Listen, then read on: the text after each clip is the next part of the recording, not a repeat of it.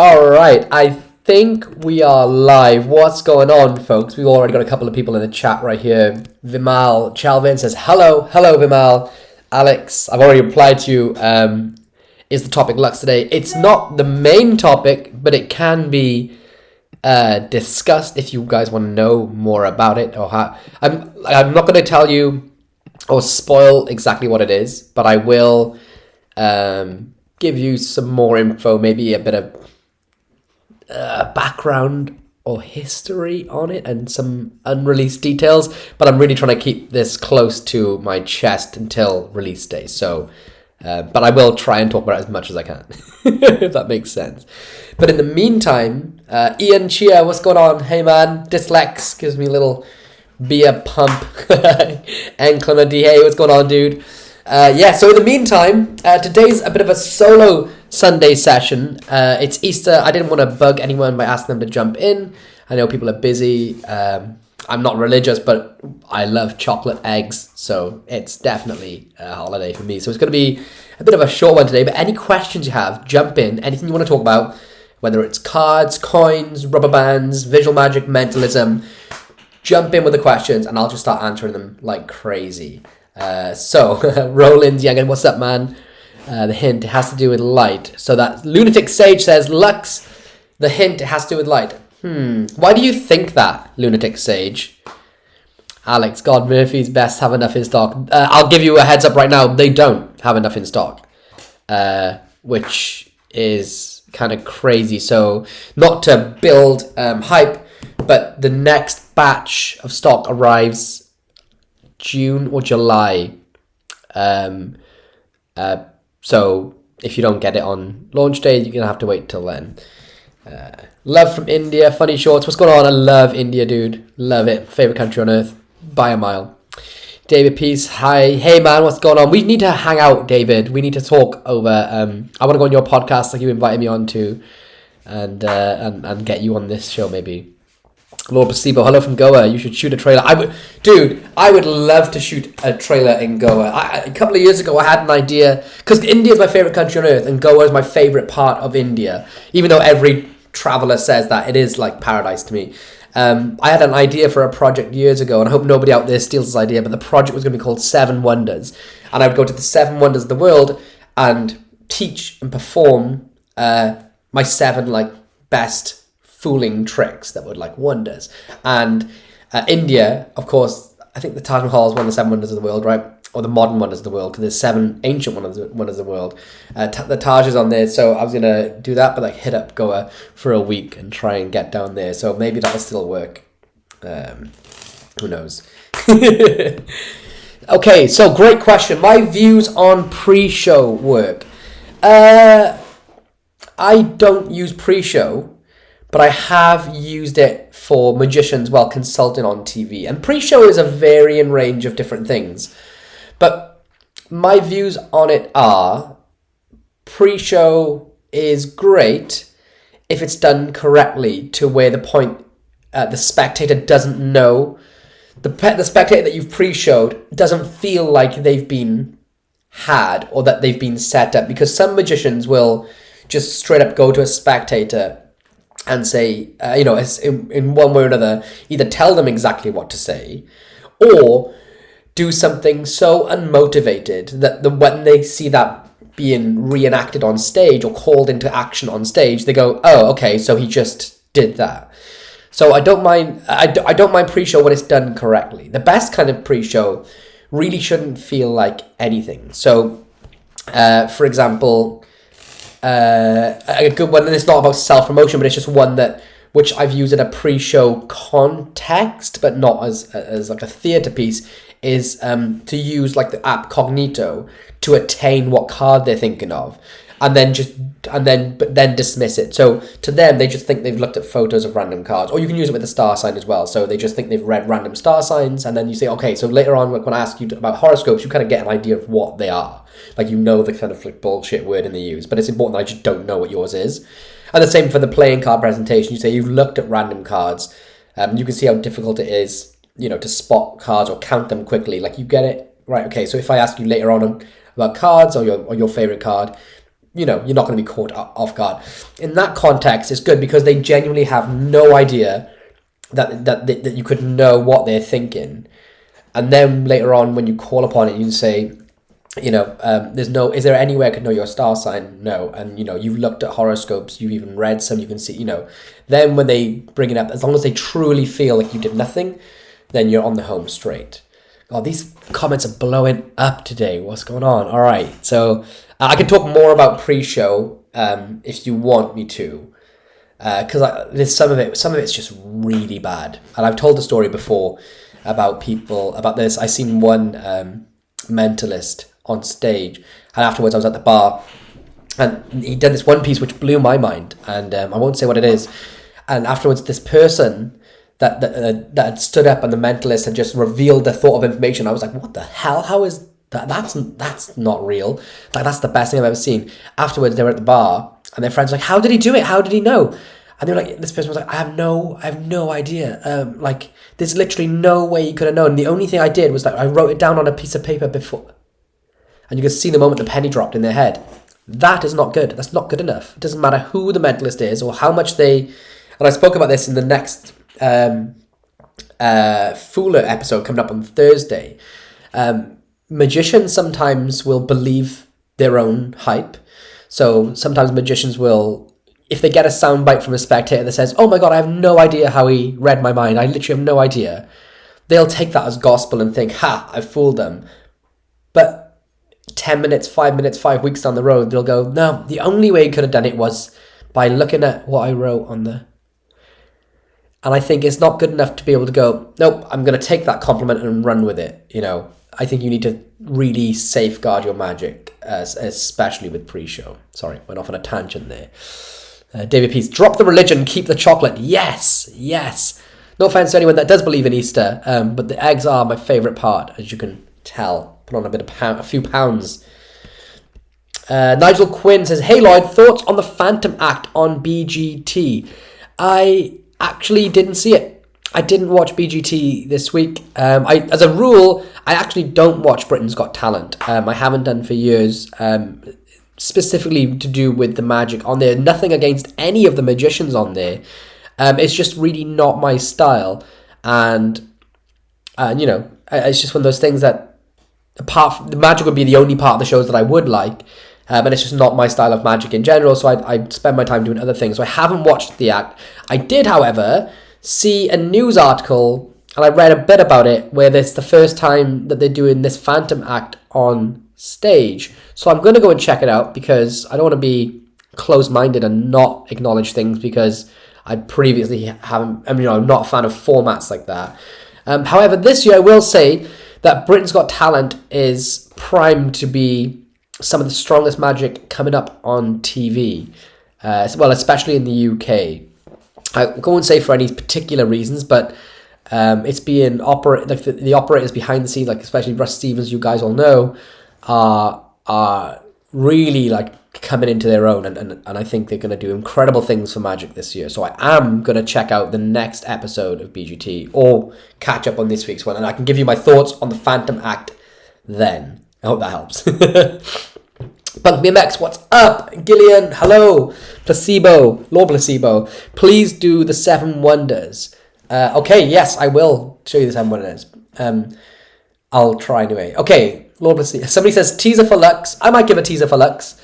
Can we see some ring magic? Yes, I'll show some ring magic.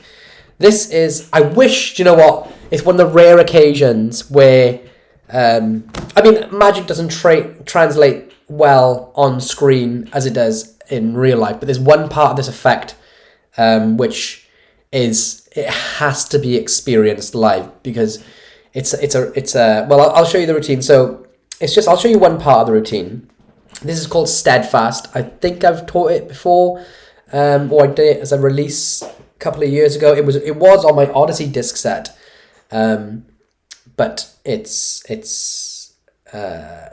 been improved since then. But I'll show you one of my favorite phases of it. And I wish you guys were here because I would show you the physical phase. But it's a really simple thing, and I think it's enough for us all to practice now. But it's a very simple thing. You take a ring and a rubber band. So I've got one of these little coin rings right there. And the idea is that instantly I can pull the ring off and you could hold on to it, or if I want to, I can make it melt straight back on the band like this. The second phase sort of needs people to hear, but you can get it to melt off visually like that. And the third phase, I'll show it to you guys, but you need to experience this because you actually feel the band coming off the ring. But you place this on someone else's hand, so this would be the spectator's hand. The band is through the ring, and in slow motion, they feel the two strands, one like this. Hold on, where are we? One melt off, and the second, the last strand, they literally feel it melt through the ring, but you have to be here. So I can show you guys this. This is called Steadfast. The first phase is really simple, but it's the easiest and the most visual, I think, where you just take the ring off and then rub it straight back on. So you could probably figure that out.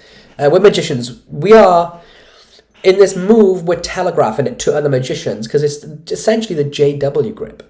But you got to remember how unconditioned the audience is. So all I'm doing is, from an exposed view, is I'm showing the band like this, and then over the shoulder I'm going to place it into JW grip like that, and then pretend to pull it off. But from the front, that's a really convincing illusion. And it goes into like a lot of the way I think about magic, is that so many magicians use so many classic sleights in magic the same way. All the thinking in a lot of the thinking, not all of it, but a lot of people think about magic and apply their magic to the same things. And when you start changing it up a bit, it becomes interesting. So the JW grip is such a convincing vanish for a coin. Right, so if you have a coin on its own and you do the JW grip, it's so convincing. But it's always, I always see it used with coins. So I thought, how could I apply it to ring and rubber band magic? And it came up with that hand. And so the first thing is, you take this, it's good to show it back and forth, and you don't want to be fingers open, you kind of want them closed, because you rub it back and forth, and then, what's the best angle here? And then one of the last times, I'm just going to lightly steal it, but in the continuation of that motion, okay? So for JW grip, if you want a closer look, it's like that, right? So from here, it's actually on the strand. I'm going to wave it up and down, and then I'm literally just going to pretend to flick it off, 1, 2. And I always do this. I could hand it back to the audience, hand it to the spectator, and there's, in the real world, you got to kind of feel this time in, but then it's always like this moment of like, what? And then as you come back, you're gonna just literally drop the ring. You're gonna like cover, so your finger here, for example, is gonna contact the fingers here to create this shield, and as that happens, the ring is gonna just come down into position. So its speed comes off, boom, and then back on, just like that, and it's linked. So it's a really quick, easy, and it's not visual, I'd say, actually. And this is me going over my own stuff, over my own words. Visual is the second phase. This isn't visual because when you think about it, my hands are actually covering the ring, right? So it's not visual. And so many magicians say things are visual. Like so many magicians say that this, if I take the 10 of clubs and change it into the 3 diamonds, some magicians say that's visual, but that's not visual. Visual is when you see it happen. And it's so funny that magicians get that context wrong, or the wording wrong. So yeah, first phase is boom, comes off. I'm just rushing through it for you now. Second phase, I'm just going to do the crazy man's handcuffs, one-handed. So we all know the classic move for the crazy man's is you come out and the band goes in and it comes off. Because there's weight on this ring, it means it allows you to do it one-handed. So I get the audience to cup their hands like this, and I'd use my own rings for this. Because if you drop this, and there's a chance that you can drop it if you don't get it perfect, then it'll go everywhere. But on the timing of 1, 2, 3, I'm just going to literally, I'll do it without the motion. I'm going to let the ring come down, take my index finger out, and re-straighten the band. And what's nice is that if you keep it pinched here, you can get the pop off to look really good. So you can go, it looks like it pops off. So you haven't got to do it like immediately. So at speed, you go 1, 2, 3, and it'll just pop off like that. So that's phase 2. The third phase, which is my favorite phase. Sometimes I just do this on its own. You really have to do it to a spectator. And actually, a friend of mine won the Magician of the Year award in my country, and one of the routines in this, one of the pieces of magic he used in his routine was this. But you get a spectator to give you a high five, and then you're going to take the ring and place it over the finger, which is going to be the tightest on them, right? So their hand is like this. This is the spectator's hand. You're going to place that ring with the rubber band still connected through it onto that finger of theirs, right? So that's like them. And you tell them, give you a high five, then put their fingers together. And now what you're going to do is they're going to see that image, right? But they're going to feel everything. I'm going to do the crazy man's handcuffs move, and I'm going to make sure that there's not much band left down here. So I come down really low, so there's more band here than there is here. I'm going to do the crazy man's move like this, so I'll give you a super close-up. So I'm like that. I'm going to come out and grab that bottom strand, and then I'm going to pin this band against their hand. So they see nothing, right? This is what they see. From the back, it's this. It's so hard to show you two-handed. The first thing I do is I pull, and I let this band slip off one strand slip off my thumb, and it goes like that. Okay, so literally, I say, watch, you'll feel the first strand, and you'll hear it, and it goes bing, and they see it from the side of the hand. They see it like that. So you go ping, and then you can imagine this. If you've got a ring and a rubber band at home, with their hand still closed, I just move slowly away, and they'll feel that band coming through the ring like this. And that visual from their angle as well. So if I get back into position, so here they see this, boom, and then they feel it melt out, and they can see this sort of thing.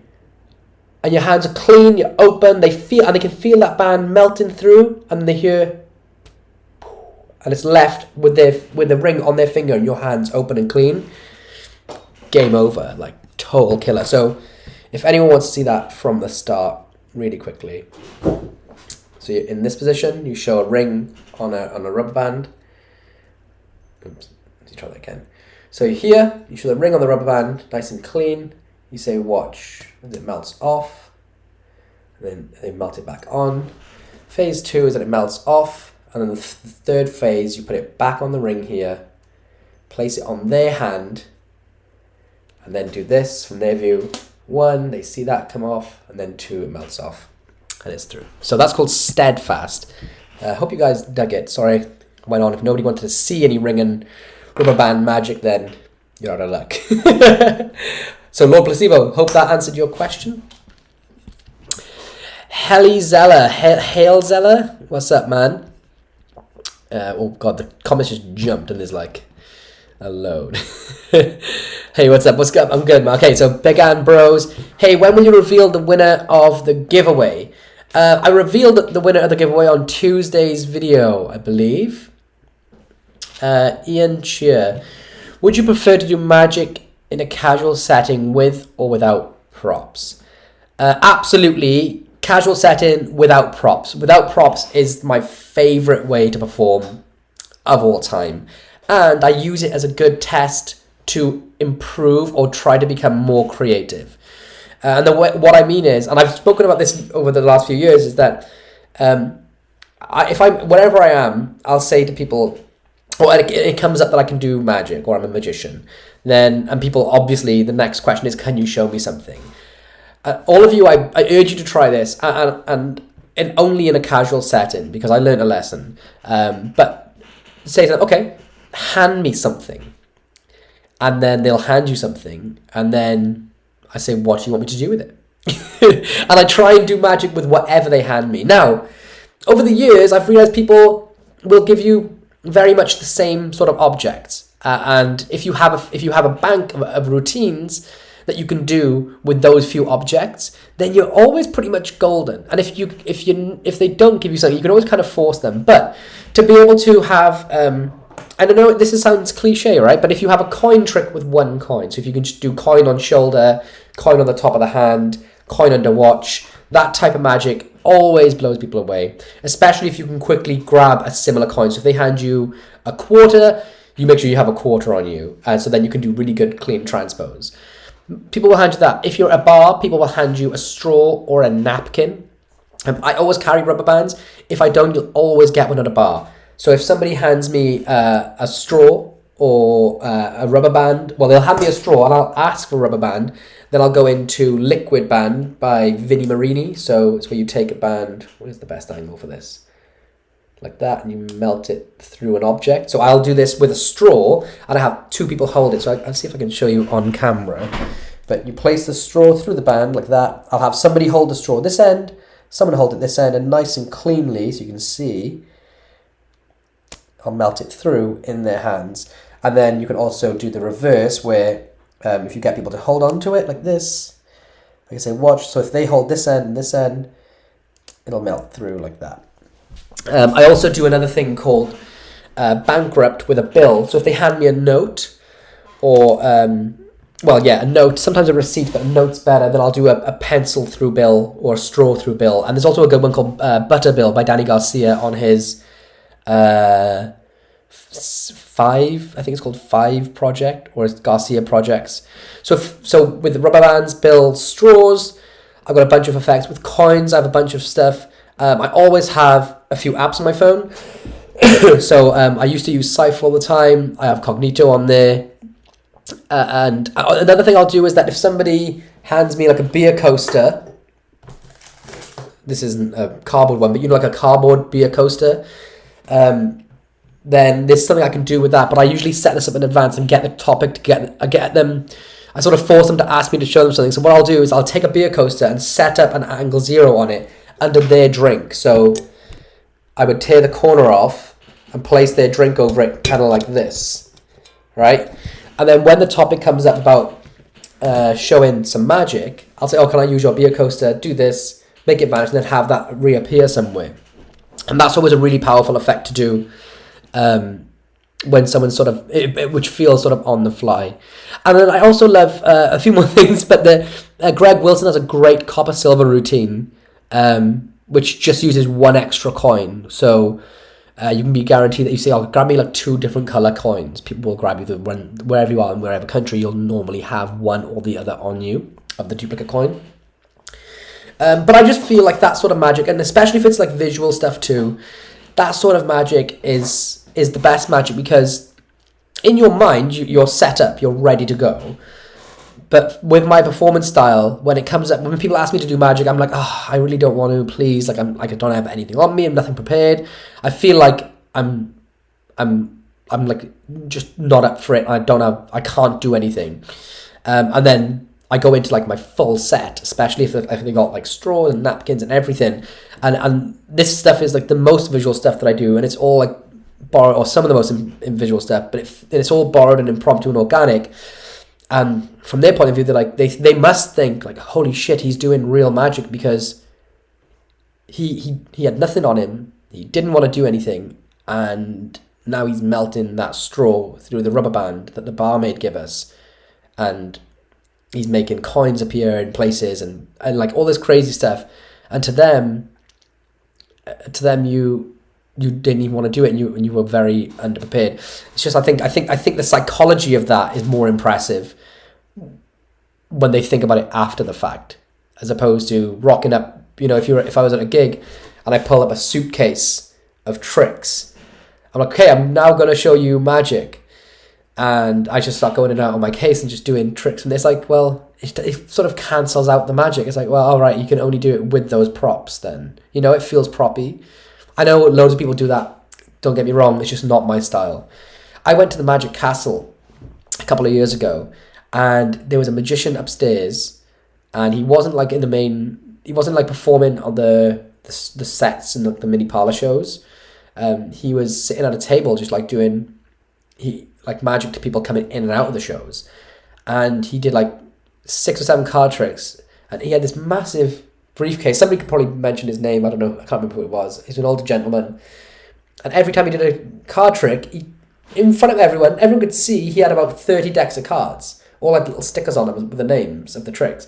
And he'd be like, okay, we'll do this trick now. And it's like, fuck me. Like that is the absolute worst way to show magic to someone, unless you want them to really think that every trick needs a trick deck. Every different trick needs a trick deck. So my way of performing is the antithesis of that. That helped. And also, Ian, I'd like to know what your thoughts are. Because the lesson I learned about only being only saying to people, hey, hand me something, hand me this, hand me that, and I'll just perform with it. Someone brought up to me that's saying, oh, that's all well and good, but you can't go and do that in a paid gig, because you could fuck up and you could not, you could let your clients down, which I think is completely a very relevant point. You shouldn't do it in a paid gig unless you know that what you can do anywhere, anytime is actually good work. So, instead of just trying to be not spontaneous, but kind of it's just think on your feet. Don't go to a gig and just rely on your wits, because your wits, no matter how good you are, may let you down, and then your clients don't feel good about that. All right, hope that answered the question. Funny Shorts, any idea to an ending for the Magic Square? I don't have an idea specifically for the Magic Square for an ending, but it's always been a trick that shouldn't interest someone like me that does pique my interest. And I heard of a really interesting story from the point of a spectator about the Magic Square, which involves Darren Brown and Carl Pilkington, who, if you don't know, is sort of one of the Ricky Gervais's sort of comedy sidekicks. And Carl Pilkington recalled on a radio show the time that he met Darren Brown with Ricky Gervais. And he said, and Carl really believed that Darren has powers and could do the things he did. And someone said, what did he show you? And he said, well, he didn't do any tricks or any magic, but he did start asking me questions. And he, sweet or sour, night or day, types of things about his life and interests. And every time he asked him a question, he would write down a number on this napkin. And obviously, we know at the end of it, it was essentially the Magic Square. And he got the number incorporated throughout the routine. I'm not going to go into the whole routine because it's not even mine to talk about, but that's basically from it.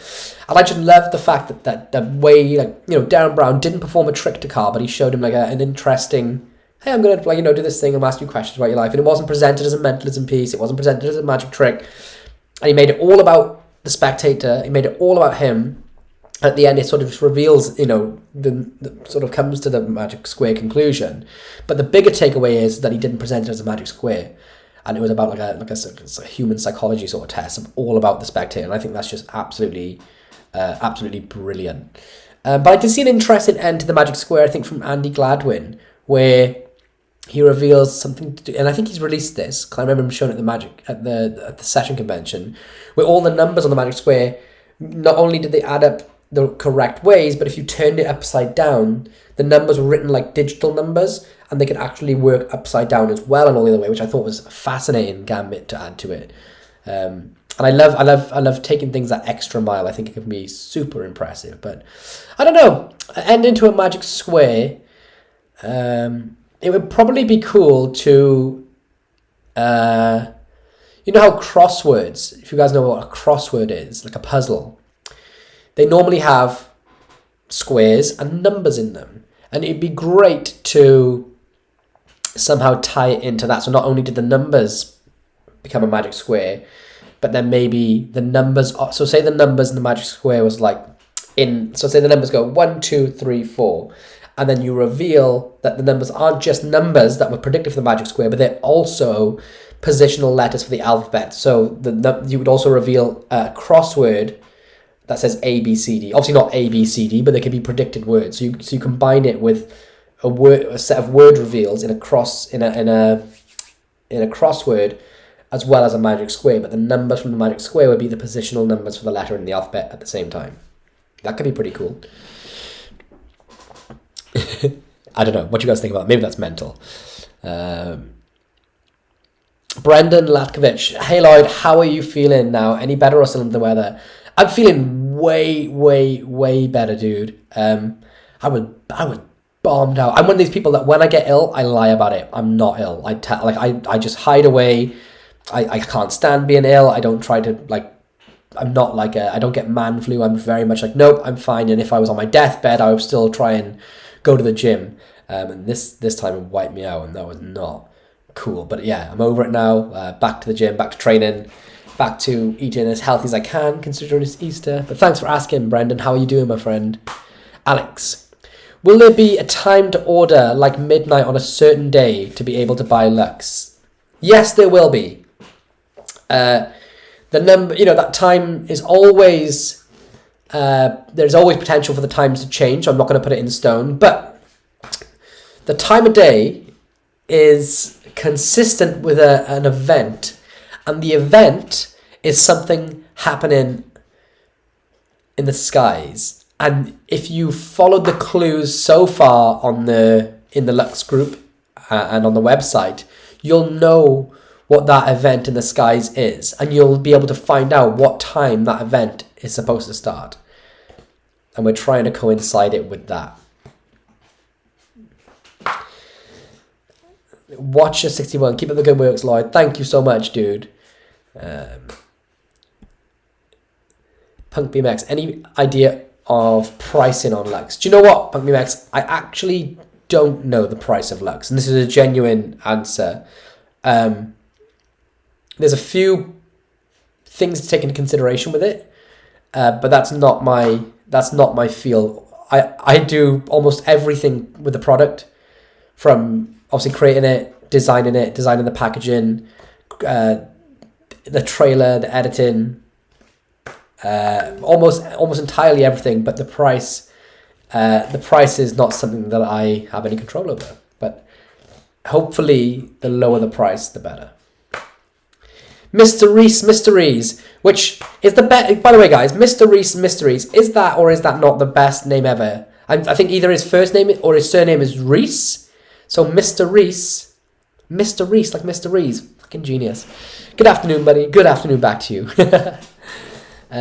Funny short, sir. Any ideas? Oh, I read that one. Okay, how are you? I'm reading some of these comments twice. Best Magic says Ukraine forever. Yes, Best Magic. Ukraine forever. In fact, right here, I don't know if you guys can see. Oh, I just ripped it off for now to show you, but Ukraine flag flying up high in the background of all my Tutorial Tuesdays and Fuller episodes. I'm with you guys. Fuck Putin. Helly, how are you? I'm good. I'm really good. I'm super hyped for this week. This has been going to be a crazy week. I'm excited for two things. Mainly Lux, the release of Lux is the biggest thing I've ever worked on, the most top secret project that I've ever worked on, and the best piece of magic. And it sounds arrogant, but you guys can tell me if it's good or not. But for me personally, it's the best thing I've ever created, and it's nothing in the same league as anything else. It's not really a comparable. It's very much a unique thing. So we got the release of Lux this week on Friday, and also there's two I've already shot and edited, Tutorial Tuesday and the Fuller episode for Thursday this week, and both of them are sick. One of them, Tutorial Tuesday this week, is going totally rogue. Rory Adams texted me and was like, hey man, do you want to teach this trick of his, which is one of my favourite tricks he's ever created. If you don't know Rory Adams, go to oneahead.com, sign up to his blog. He's one of the best magic consultants in the world, and one of the very first tricks he ever showed me, which has always been one of my favourite tricks of his, he's like, why don't you teach it to your followers? And I was like, are you joking? So I filmed and edited that, and I'm teaching it to all of you on Tuesday, so that's going to be sick. And then Thursday, I'll tell you up front, I fooled Kaylee with a trick, which is, it's one of those tricks which you might do every day for the rest of your life once you learn it. It really is that powerful. It's not mine, but it's absolutely a fucking banger, and that's coming Thursday. It was such a good video to film. I didn't think it was going to be good. I thought it was going to be a throwaway trick, and it turned out to be one of the best ones you've ever filmed. So that's Thursday.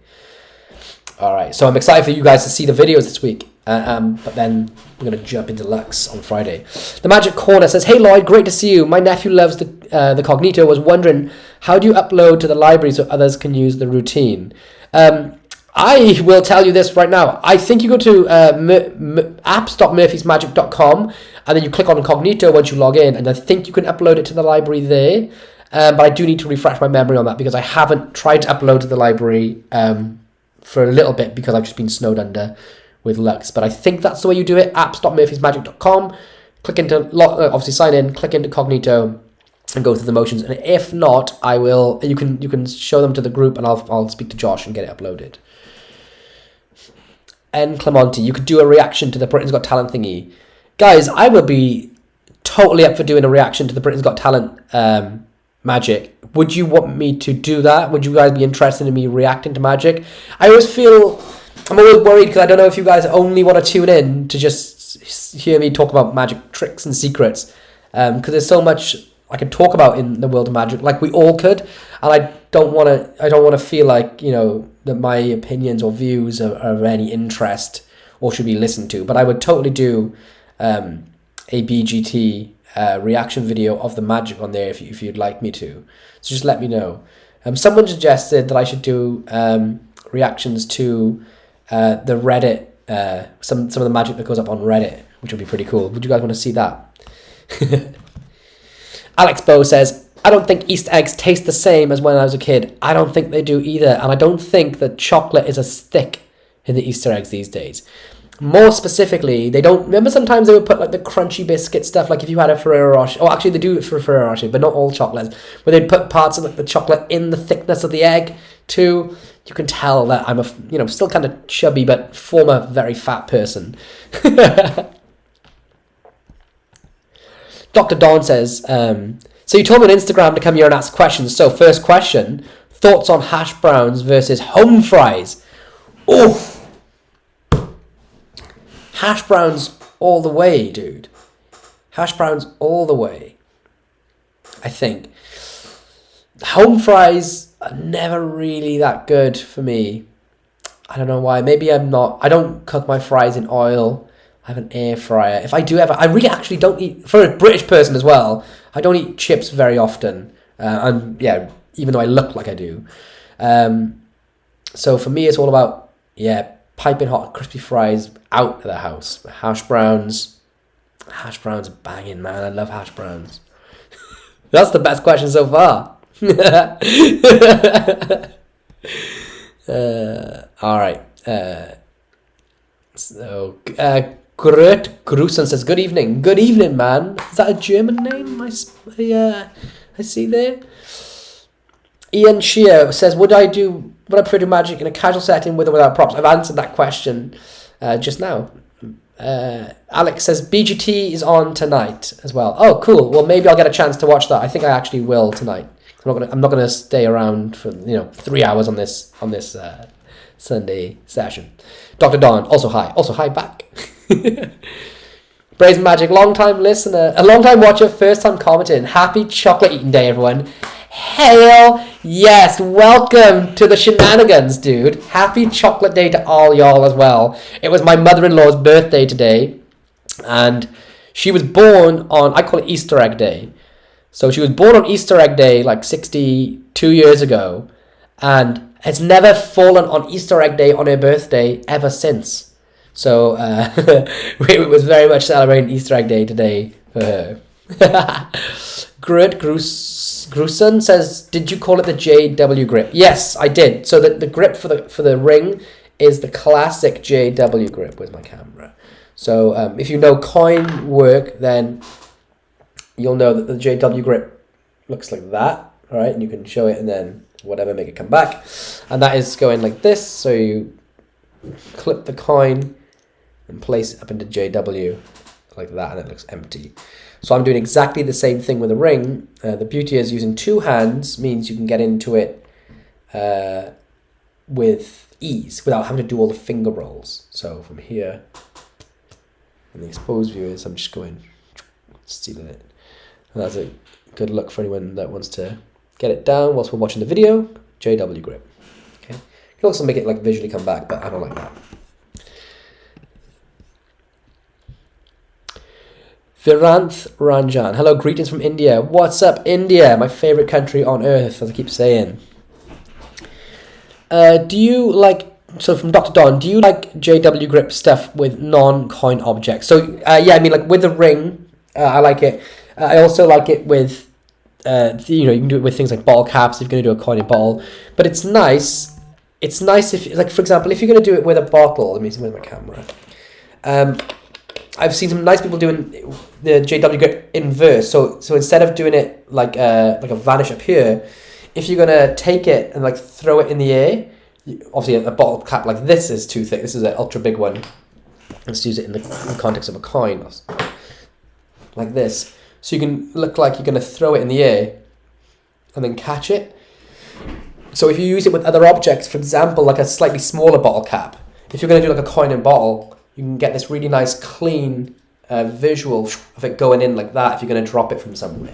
So I do like to use JW grip with other objects. Any object I can get my hands on, really, or get into that position. I know like ring pulls are really fit. Like a ring pull actually from a can fits between like this area of your finger perfectly. It's almost like it was made for it. Okay, so from a spectator point of view, that's nuts. I think, oh, thanks, man. I think from Dr. Don, I think that was in regards to because there's a delay in the chat, by the way. So I'm reading the chat like a few minutes after it's sent. But I think that was referring to the JW grip. Okay, Ian Chia has asked again, would I prefer to do magic in a casual setting or with or without props? I, again, answered that earlier for you, my friend. Brendan Lloyd, I was wondering, what type of magic is the biggest fooler for yourself? The biggest fooling magic for me is, I say, probably card magic, for a few reasons. I'm not intelligent, but I've seen a lot of magic, so there's not much visual magic that fools me these days. The same with mentalism. I'm not a very good mentalist, or am I very intelligent, but I'm aware of a broad landscape of mentalism concepts, premises and methods. So it's very, very hard to find like a piece of mentalism that completely fries me. And the same with app magic. But card magic is still that one realm that can completely devastate me. Because there's just so many avenues to go down method-wise. There's so much that can be done. And there's so many deceptive methods. For example, coin magic. Unless even like Ponta the Smith. I mean, Danny Goldsmith actually destroys me with coin magic. He fools me often with coin magic. But even still, the method for coin magic is going to be one of a handful of things. Notably because people telegraph, or there's only a certain way of doing things. And the same with, a lot of areas of other magic. But card magic is the one that can completely stump me, because sometimes it can be genuinely a brand new method. When you can take something where you can apply, someone could be using maths principles or a one-way force deck, or both, and there's all this weird stuff that is something very, very enigmatic about a deck of cards. And even though the further I get into magic, the further from cards I feel like I'm going, it's still the type of magic that fools me the most, or has the ability to absolutely fool me the most. And no more so than watching, or the first few times seeing Danny DeOrtiz perform magic. Like, oh my god, that was good. All right, Gillian, that was awesome. Thanks, you're very welcome. Logan Sybil, this is my new church now. Yes, man. I actually always thought that the Sunday session was kind of like a church thing for me. It was like, I'm gonna go and do my Sunday surgery, my Sunday session. It always felt like, let's go to church. I don't know, so I'm on the same page as you, man. Dr. Don says, this is a great exercise. One of my mentors said, you're not a magician unless you can do something with whatever is handed to you. A banana is a magic wand, for example. Great for strike minors. That is a fantastic way of thinking. And I truly, 100% agree with you. I don't think you're a magician until you should be able to eat, sleep and breathe magic, and everything about you should be magic.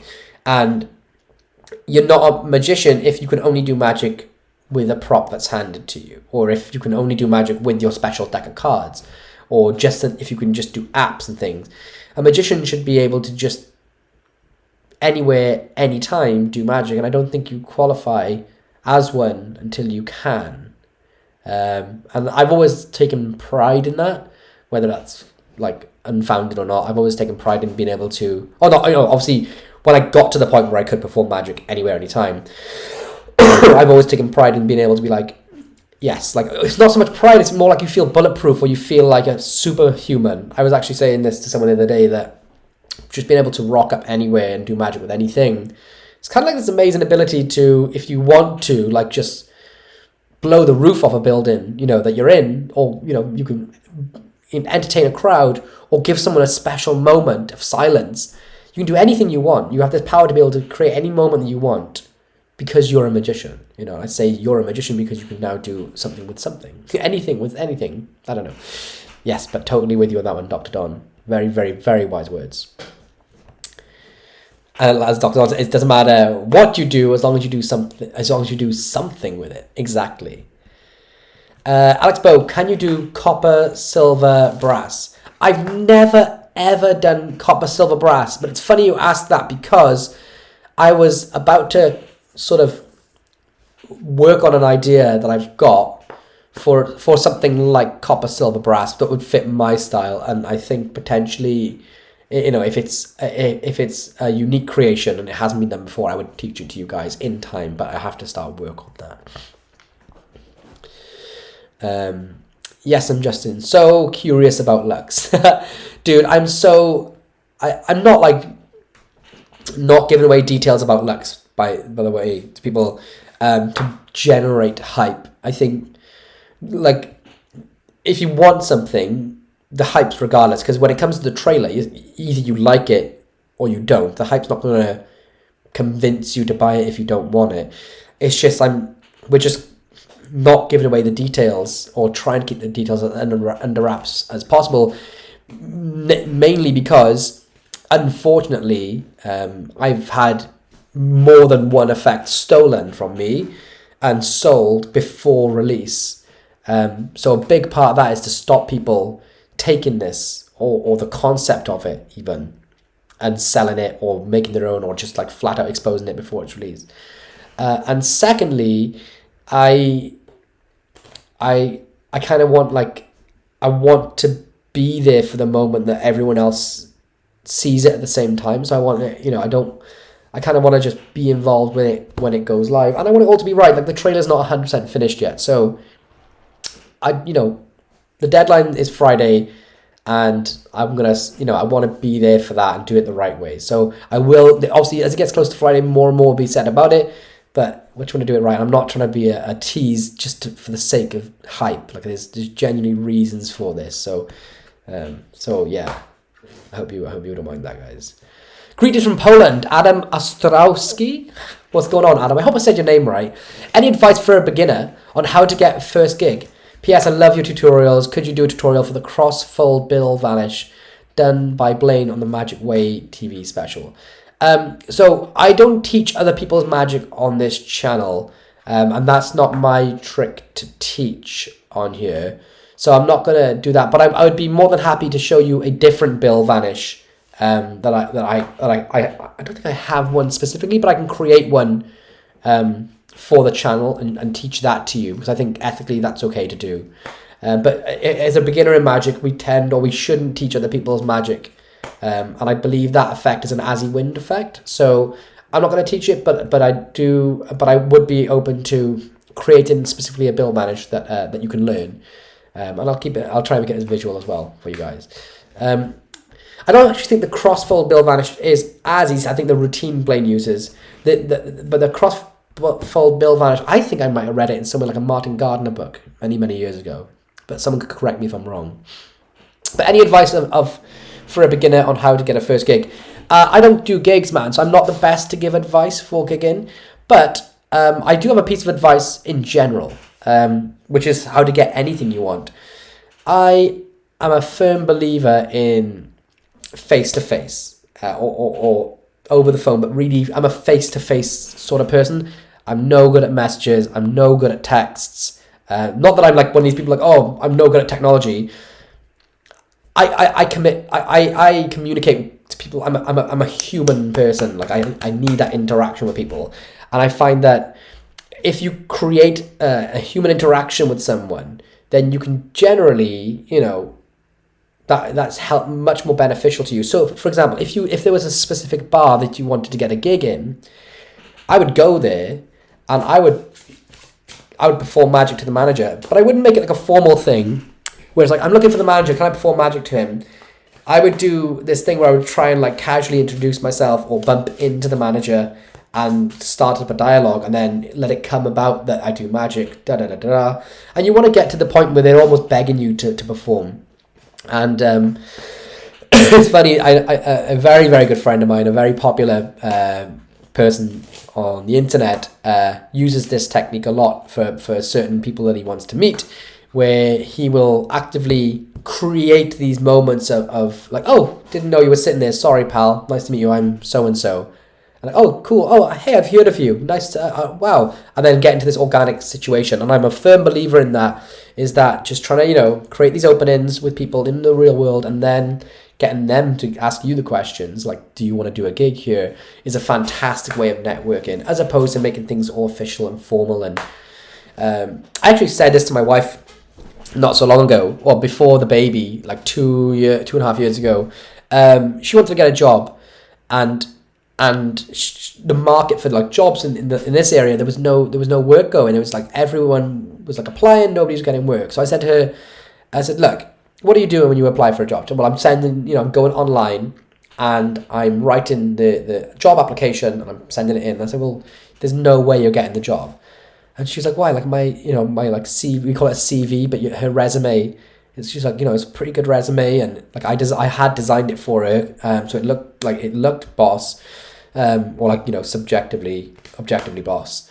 And I was like, yeah, but I was like, why would I employ you over anyone else just because your resume looks pretty or is kind of better than everyone else's? And she was like, I was like, this is what you need to do. You need to go to the place you want to work and go and introduce yourself. Right now, get up, go and, get some nice clothes on and just go and introduce yourself and say, I want a job. What do I need to do? I said, because I guarantee no one's done that. Everyone that's applied for that job, none of them have got up off their ass and they've gone and asked for it, because that shows to me willing. If you were sitting behind a desk and you're looking for someone to come and work for you, and 100 candidates email you for the job, and one of them rocks up saying, hey, look, I want to do that job. I'm more than able to do it and I'm ready to work today. Who are you going to employ? So anyway, she went and did it and she got a job the same day, same morning. I'm all about just get up, get off your ass and do it. So with gigs, it's better if you can create an organic thing. I don't know if about wedding gigs, you can probably go to wedding fairs, get a human contact and just start networking. But for me, that question, it's all about face-to-face, face-to-face, face-to-face. Face-to-face, face-to-face, face-to-face. Alex Bow says, so I hope that answers your question, by the way, Adam. Alex Bow says, apart from Lux, is there anything good coming out? Yeah, there's some incredible stuff coming out. I know that Craig Petty has some incredible pieces of magic coming out. He has a thing called Forecast. Maybe I couldn't have said that, but it's, I think it's coming out very soon. He has some great things coming out, actually. I can't spoil them because they're not mine to give away. I have a couple of things coming out. I'm only saying this, I'm not being egotistical, but I can't say what other people's projects are coming out. But I do have a couple of apps coming out, and one of them is like, it's going to give you the power to do miracles. So that's a little sneak peek for you. I just got my Netrix weekly progress reminder. By the way, if you haven't signed up to the Netrix yet, go and do so. I can put a link in the window for you if you guys want one. The Netrix is Craig Petty's streaming platform for learning magic tricks. Got like Justin Miller, Adam Wilbur, Christian Grace, Ollie Meelan. It's got everyone on there. Actually, I'll find it for you guys now if you want. While I'm chatting away. So, Josh Beerbrower, I hope I said your name right. Yo, I love your videos. I think the knowledge you're sharing is really valuable. Thank you so much, man. If there's anything that I'm getting wrong, though, please feel free to call me out and tell me I'm an idiot. By the way, guys, so if you guys want to sign up to the Netflix, use that link right there. to sign up. But the net tricks even is Craig Petty's Magic tuition platform, and it's absolutely incredible. And it's like it's a bargain, and you get like hundreds of videos and tricks on there. All right. So thanks, Josh, for that. Ian Shear. Hi, Lloyd. I absolutely agree with you. Personally, in a gig, I would bring a deck of cards and ask the spectator what they would like to see. Typically, I can always replicate it or do something similar. Yeah, going back to that, asking spectators what they want to see. Often as well, you can sort of guide them with where you would want it to where you would want the magic to happen. And if you can sort of do that, then you can make things seem more impossible. For example, this is something like Danny Ortiz talks about. It's the power of expectation. If I'm with a spectator and I place a coin in my hand, I say to them, what would you want me to do to this coin right now? What would you want me to make happen to it? They're probably going to say, make it disappear, all right? Or no, maybe not a coin. A coin or if I had a dollar bill, all right, I put a dollar bill in my hand and I say, what do you want me to make happen to that dollar bill? Most people say, turn it to 100. So knowing that they're going to say that, you can preempt it, right? So you can get switch it for 100 before you do it, put it in your hand. What do you want to do with that dollar bill? Turn it to 100. Oh, okay. And then you act and you say, shit, like I thought you were going to say, make it vanish. Or make it float. Okay. And now they think, oh, damn. You can say, but you said turn to 100, it's 100. Now they open their hands, it's 100. It makes it feel like whatever they say you can do. And you can apply that thinking to a lot of different areas of magic. So, like if for example, if you held two rubber bands in the crazy man's positions, they're not going to say make them melt apart if you haven't showed them that bands can melt through bands. They would say something crazy. But if you can preempt that, then I'm trying to think if I can show what I mean. So if you rock up to a spectator, you take two bands and just set them up crazy bands. You say to them, okay, I've got two bands like this, what do you want me to do? They're not going to say to you, make one melt with the other, because it's an odd concept. But they might say, make them vanish or something. But because you think that, or you know they're going to say that, you can just make one vanish, right? And be like, okay, done. But using like expectation and things like that, the same with, if you place a card in the deck, say, what should I do with this card? They're not going to say, make it come to the top, if you haven't done anything that makes cards come to the top yet, because that's a brand new concept to them. But if you say to the card, if you took the cards and triumphed them, you know what I mean, and said, okay, now the cards are shuffled face up and face down, I'm going to do whatever you tell me to do. What should I do to those cards? They're probably going to say, put them all the right way. And you could be like, oh, I thought you were going to say, like, vanish them or whatever. But if you're in the position where they are the right way already, secretly, then you can make it feel like it was their choice. So that's a good way of like guiding people to make the magic feel spontaneous, even though you know what they're going to say. Josh says, I've only done sleight of hand with playing cards, but I enjoy your videos. Oh man, thank you so much. It means a lot. There's so much more magic to learn. There's so much more fun stuff you can get into. Just starting with coins, rubber bands, and other objects. Like you've got to, you can just devour so much magic out there, man. You're in for an exciting time. David P says, went to see Darren in Dublin on Friday. It was an incredible show. Man, I'm so jealous. I haven't seen the new show yet. He was in Cardiff, which is my local area, like a week ago. And my wife was like, do you want to go and see it? And I just couldn't. I just didn't have the time. So I'm incredibly jealous of you, dude.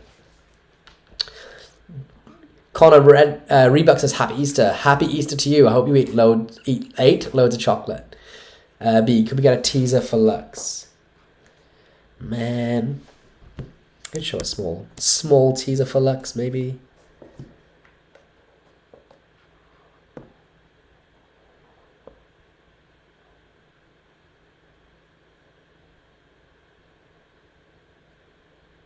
All right, that's enough. How was that?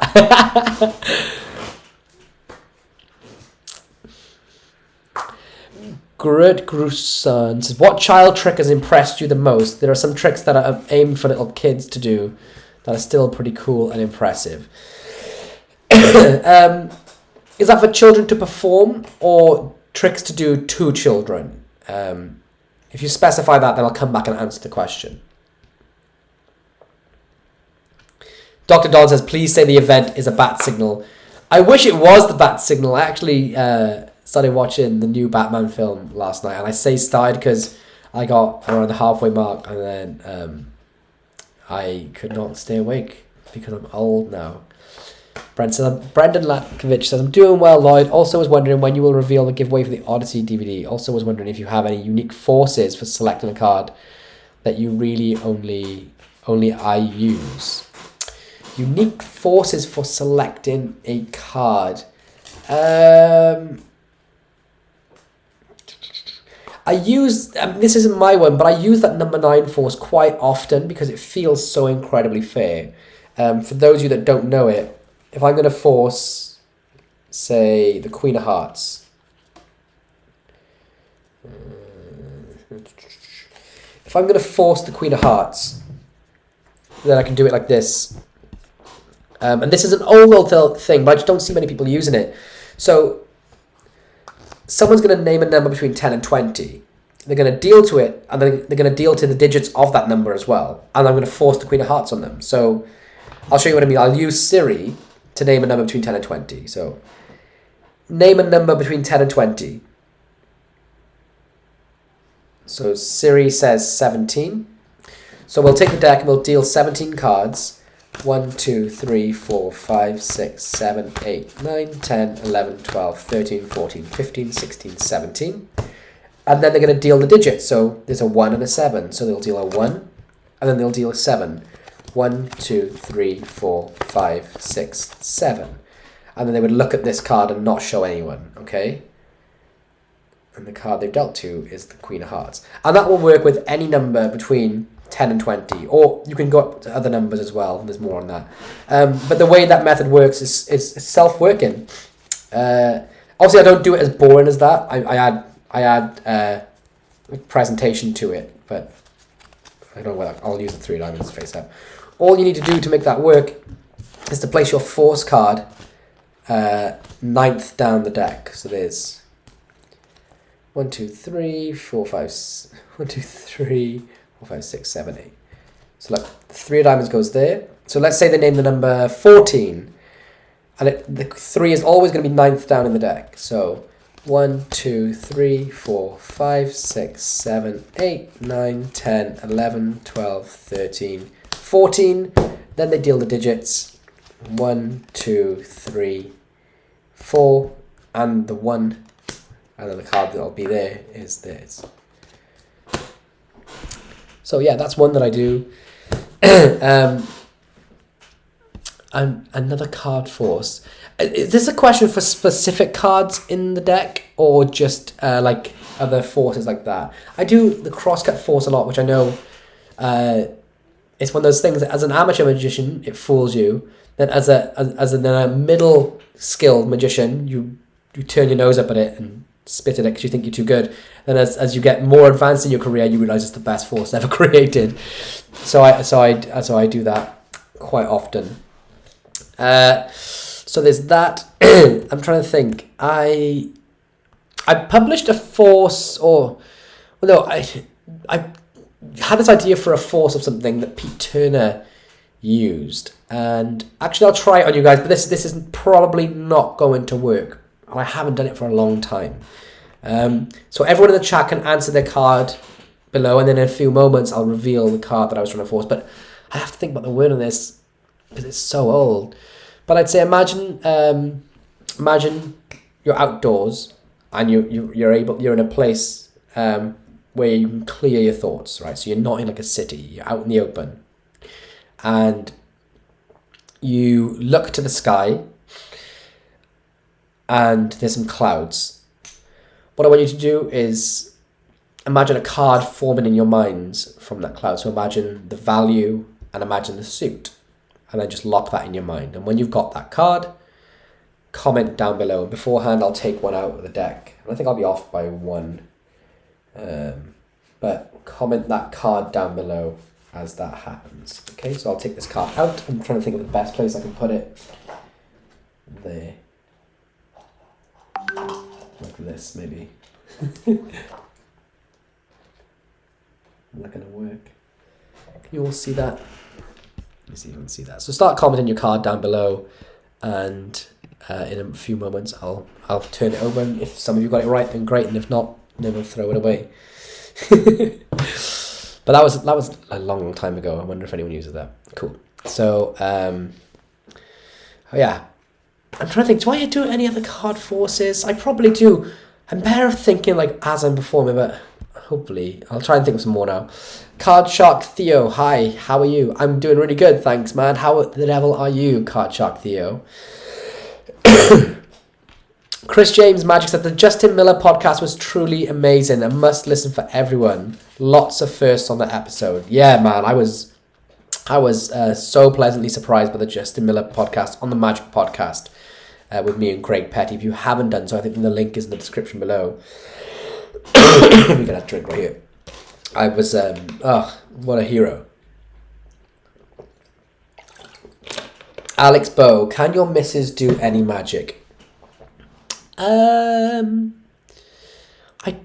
She can do a few little bits and pieces, like the cross-cut force and some of the tricks that I've shown her in the fuller episodes. She's learned and she's able to sort of do them, but nothing specifically. I am going to teach her mnemonica, which is a bit tricky as she's got dyscalculus. She is dyscalculus, which means she's sort of dyslexic with numbers.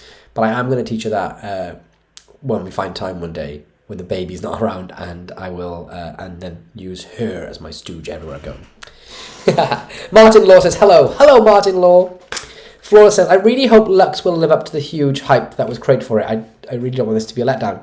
Yeah, well, I hope so too. I fully believe in it. This is not like anything else out there. There's nothing like this ever been created, and it's more than it's not just a trick. It's much grander than that. And it feels like real magic when you experience it. And that's the quotes from people like Tobias Dostal and Rory Adams, Ben Williams. So it's that. But there's not. I'm cautious to say like huge hype that's been created for it. I've put up some teasers, like 2, I think, and I've said that people can join the early access group if they want to see it. I have seen huge hype campaigns in the past, and I didn't want it to be this. I just wanted to sort of I want to be there when everyone else sees the trailer at the same time. So it's only on Friday. It's not a crazy like 6-month campaign. And if it's not your thing, then not everything's for everyone, right? So it might just not be your thing at all. I hope that doesn't let you down, but I do hope that you at least see or can appreciate how different it is and what it can do, the potential of it, whether or not it is your type of thing. Ivan says, talking about apps, do you know if Hydra is working with Cypher Pro yet? I know nothing about either of those 2 apps. I'm not involved with Cypher Pro in any way, shape or form, and I'm not involved with Hydra or Illusionist in any way, shape or form. I used to work there years ago. I come up with the co-creators for the original idea of Cypher, and the rest, I don't know. Sorry. Flawless says, I'd love to see reactions to magic performances, maybe also to Penn and Teller. That's a great idea. If other people would be interested in seeing me react to other magic performances, I'd be totally down for doing that. But yeah, there's a few things. Luckily, and not by choice, and I think it's mainly because I live in the UK, I haven't seen a lot of Penn and Teller Foolish episodes. The first season, of course, I've seen a lot of because it was in the UK, but I really haven't seen a lot of them since, so there's a lot I've missed, and I bet if you guys suggest some for me to watch and react to, I'll totally do that. Nemed, almost forgot, Lloyd is here to cheer me up. Woohoo!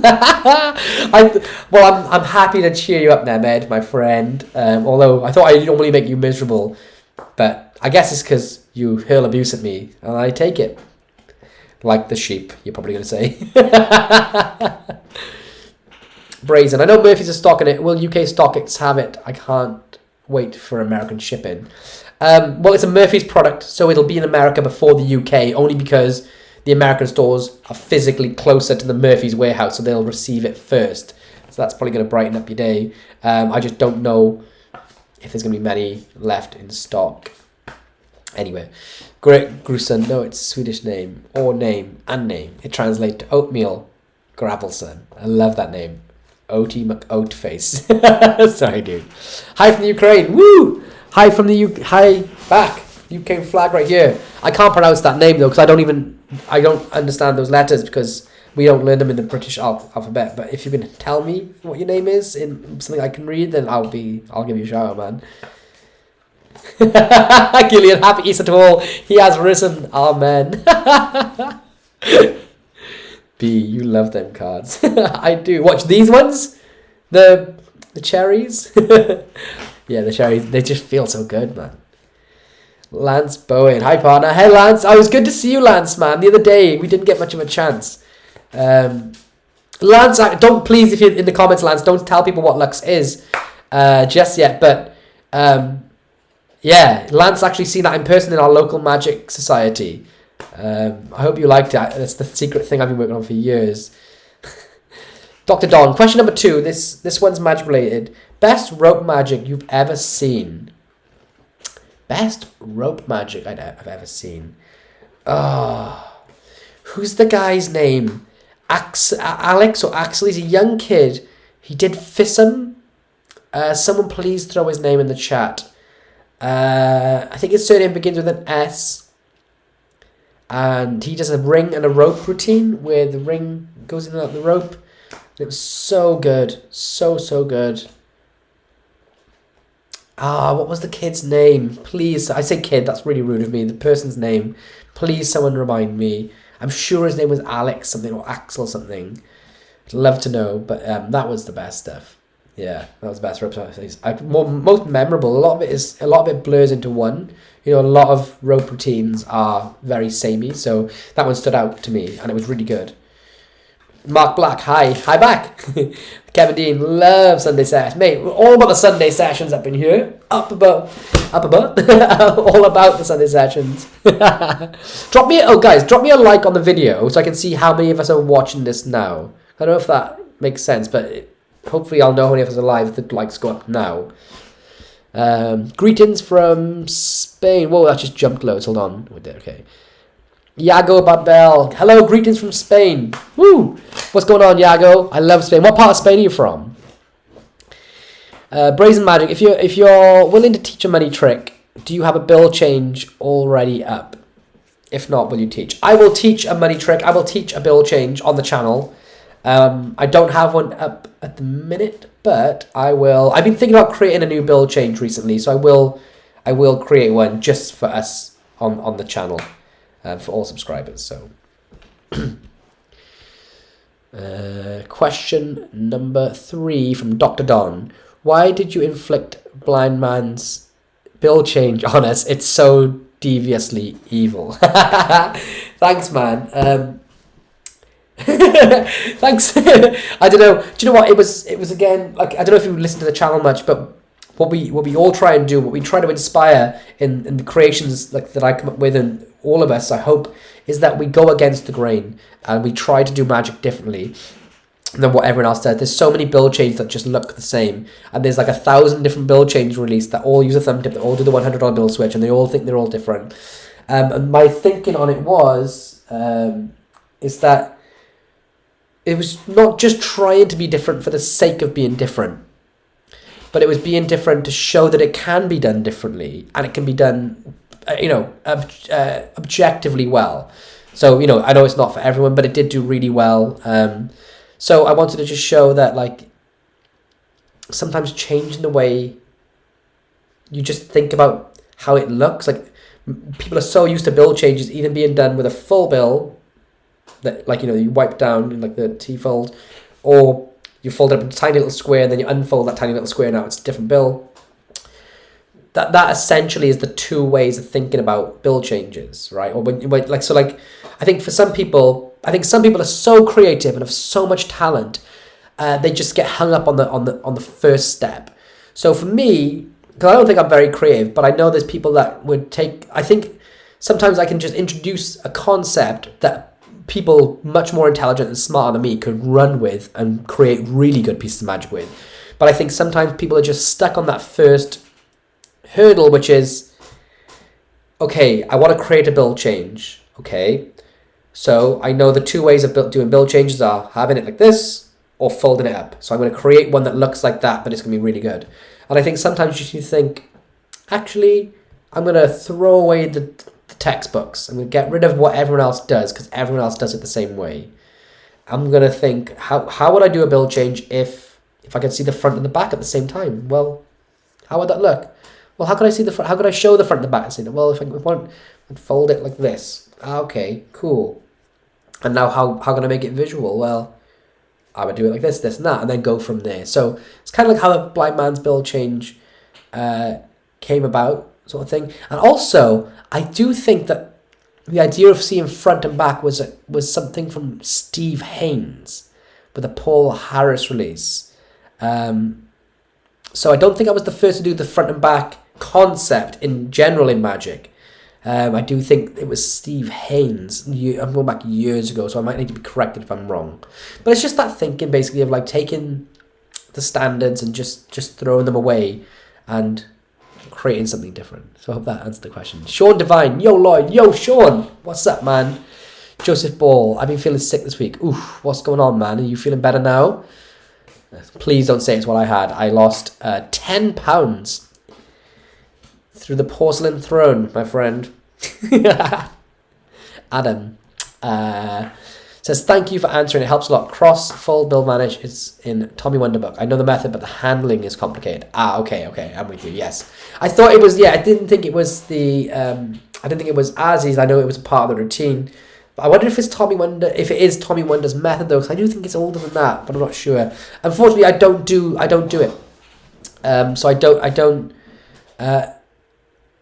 Is it Paul Harris that I read it first in, actually, in The Art of Astonishment? Maybe it's that.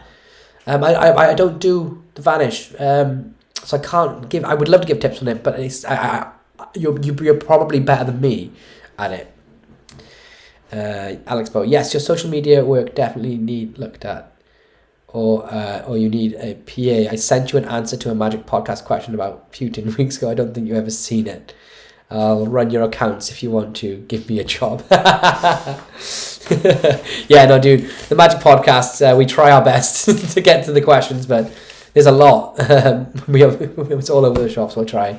USA Low Telugu Magician Vlogs says, hi Lloyd, love your apps, Cognito and Cypher. I'm also loving your gimmicks and building videos here. I've purchased a box of office supplies, so looking forward. Oh, sick, man. Yeah. Best thing you can do is just grab some magic tape, some fishing wire, some elastic thread, some pins, pencils, anything you can get your hands on, circle cutters, chopping boards, rubber cement, and there's not much if you grab a deck of cards, there's not many things you can't create with that sort of setup, dude. And I'm just happy to share my ideas. Thank you so much for watching.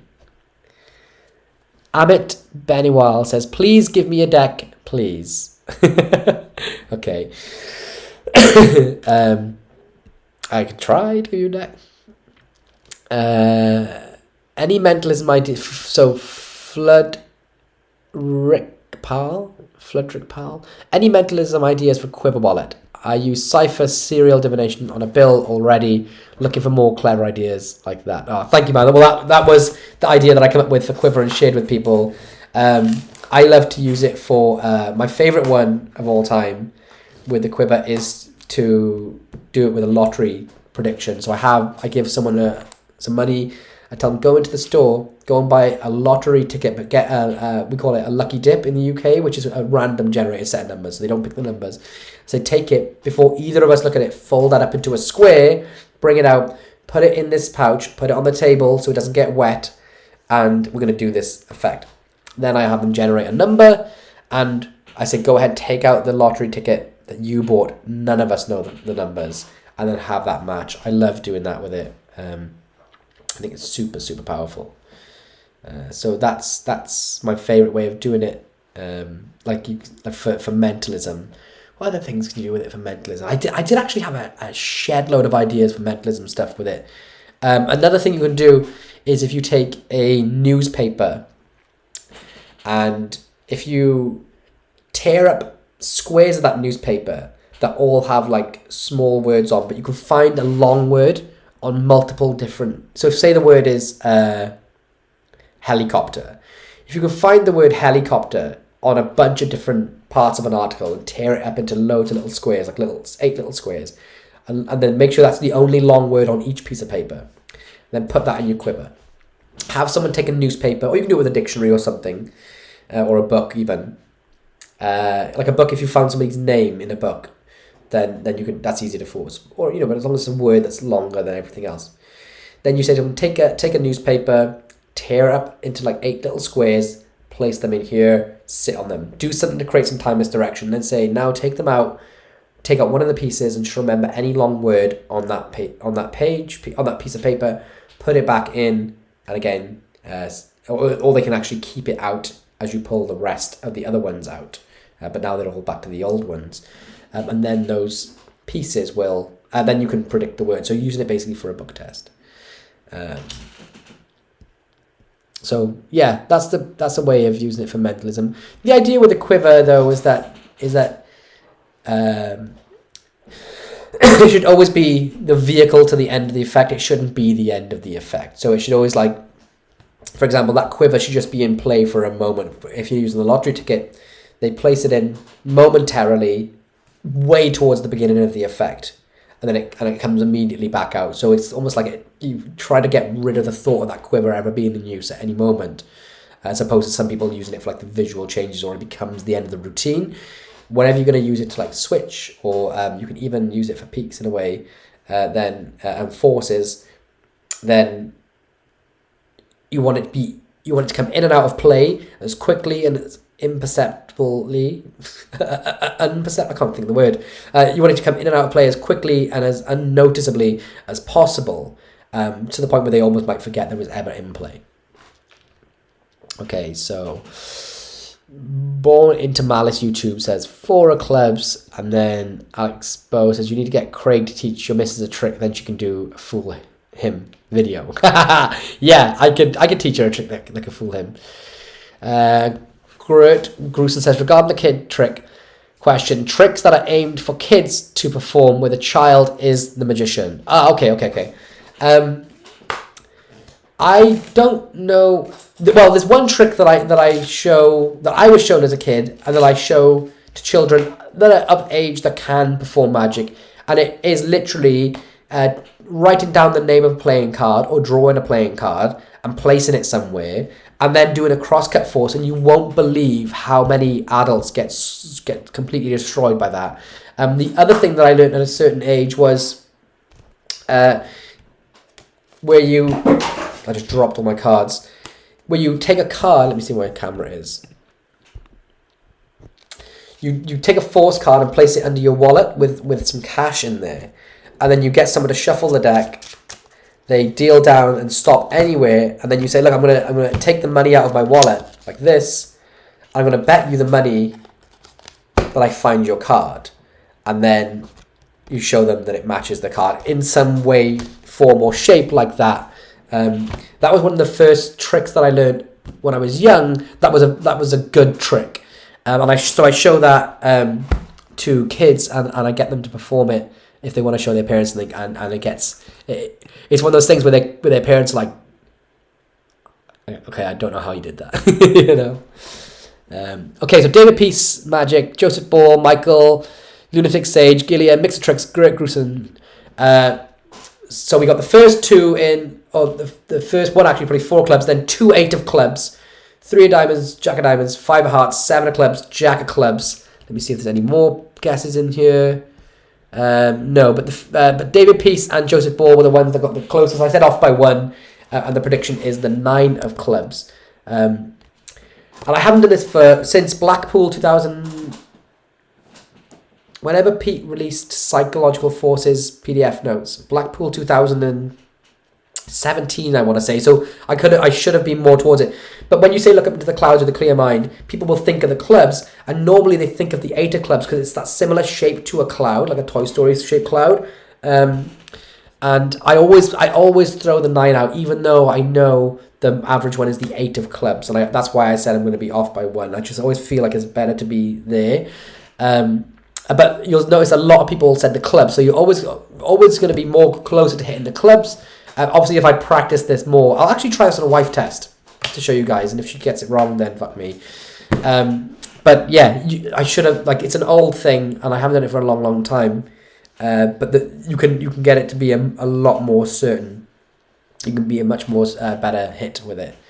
But yeah, so that's a force. Going back to that question, that's a force that I've used, God, years ago, that not many people use. And I think Pete published that in his notes about psychological forcing.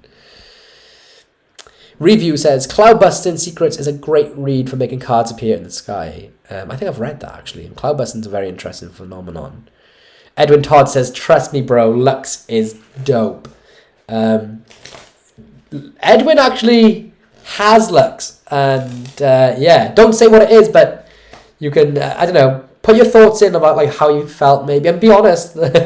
Don't expose what it is, but say, like, you know, what was your, you know, was this something you'd seen before? Was it brand new? Were you excited when you seen it? Let people know. Mix of Tricks, which is Andrew Nyder, says Lux will 100% live up to the hype. Thank you so much. Nemed Phoenix says, no doubt Lux will live up to the hype and more. Thank you, man. Thank you so much. Michael, is Lux an app? I'm not giving anything away about it right now. Dr. Don, Lloyd, I feel like you would really like Harry Lorraine's. Really, I like a lot of Harry Lorraine stuff. I do like a sort of number force that I first seen Harry Lorraine use. He's brilliant though. He's just got so much stuff to go through, isn't he? Joseph Ball says, from the box, I'm assuming it isn't an app. Maybe not. Lance Bowen, it freaking blew me away. Thank you so much, Lance. Mix of Tricks says, Lux is by far the best physical product of the decade. Or app. Dr. Don says, hi, Rocket. Dr. Don, question number 4. Where did that go? It just jumped away. Question number 4. How would you put a label from the outside to the inside of a bottle? Great question. Ben Williams is the master of labeled effects. He was the first to publish them in his effect called Osmosis. No, it wasn't Osmosis, sorry. His effect's called Label. Then there was Osmosis by Alex Laredo, and then I think a version of that by Alex Gerard in the True Astonishment projects.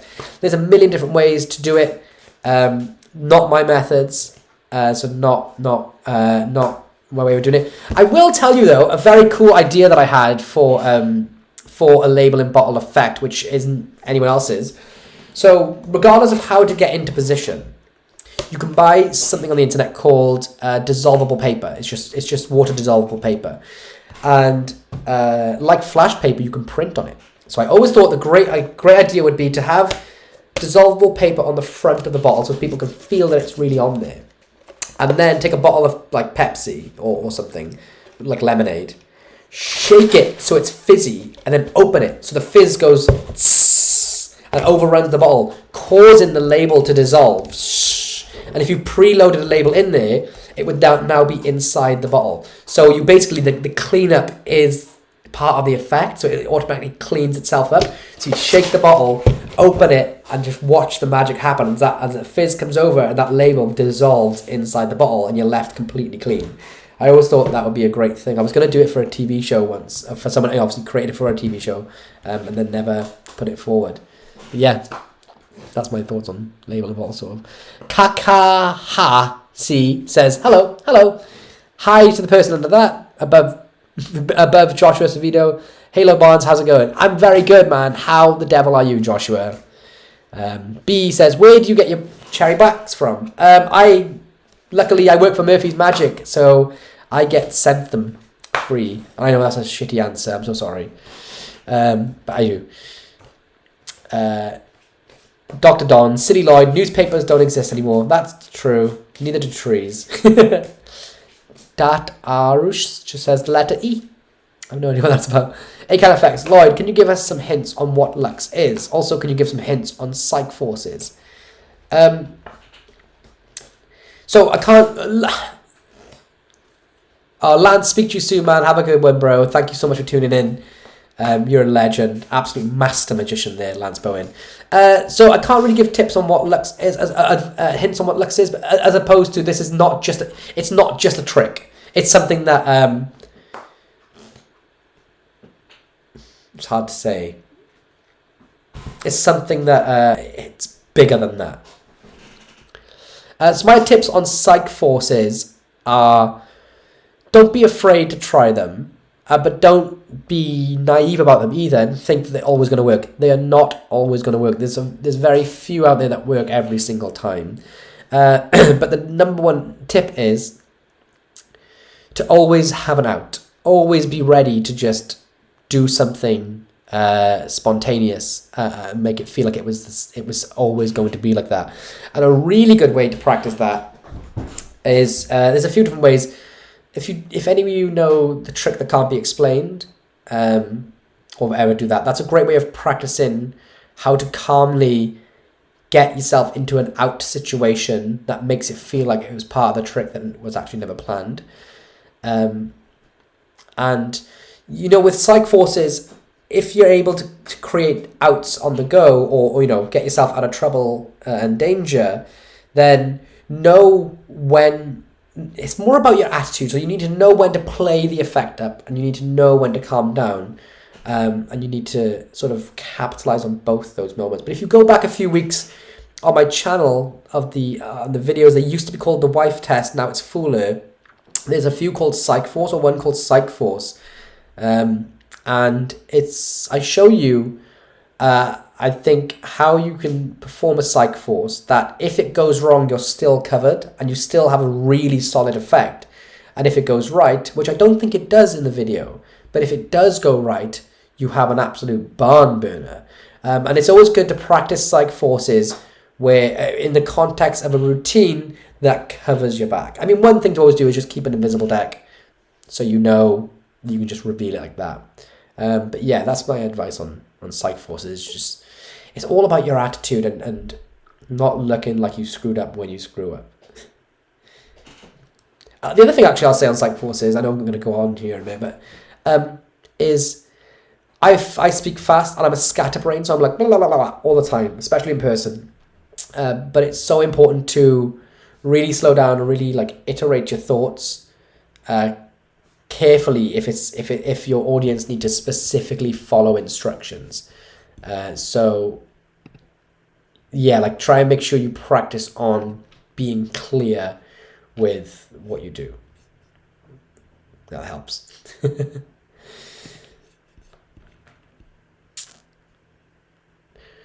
Brazen magic. What is your go-to opener in a casual situation? What's your favorite opener for professional setting? So I don't do any professional settings at all. But my go-to opener, it depends if it's cards. If I have a deck of cards on me, I will do something which I call 2-card deluxe, and I covered it a few weeks ago. It's 2-card Monty, but the cards in their hands ends up being 2 freely named cards in the deck. So it's like that, and then I go into I go straight from that whilst they're still holding the cards before the reveal. I'm setting up to do Omni deck. So if I have a deck of cards on me, it's that.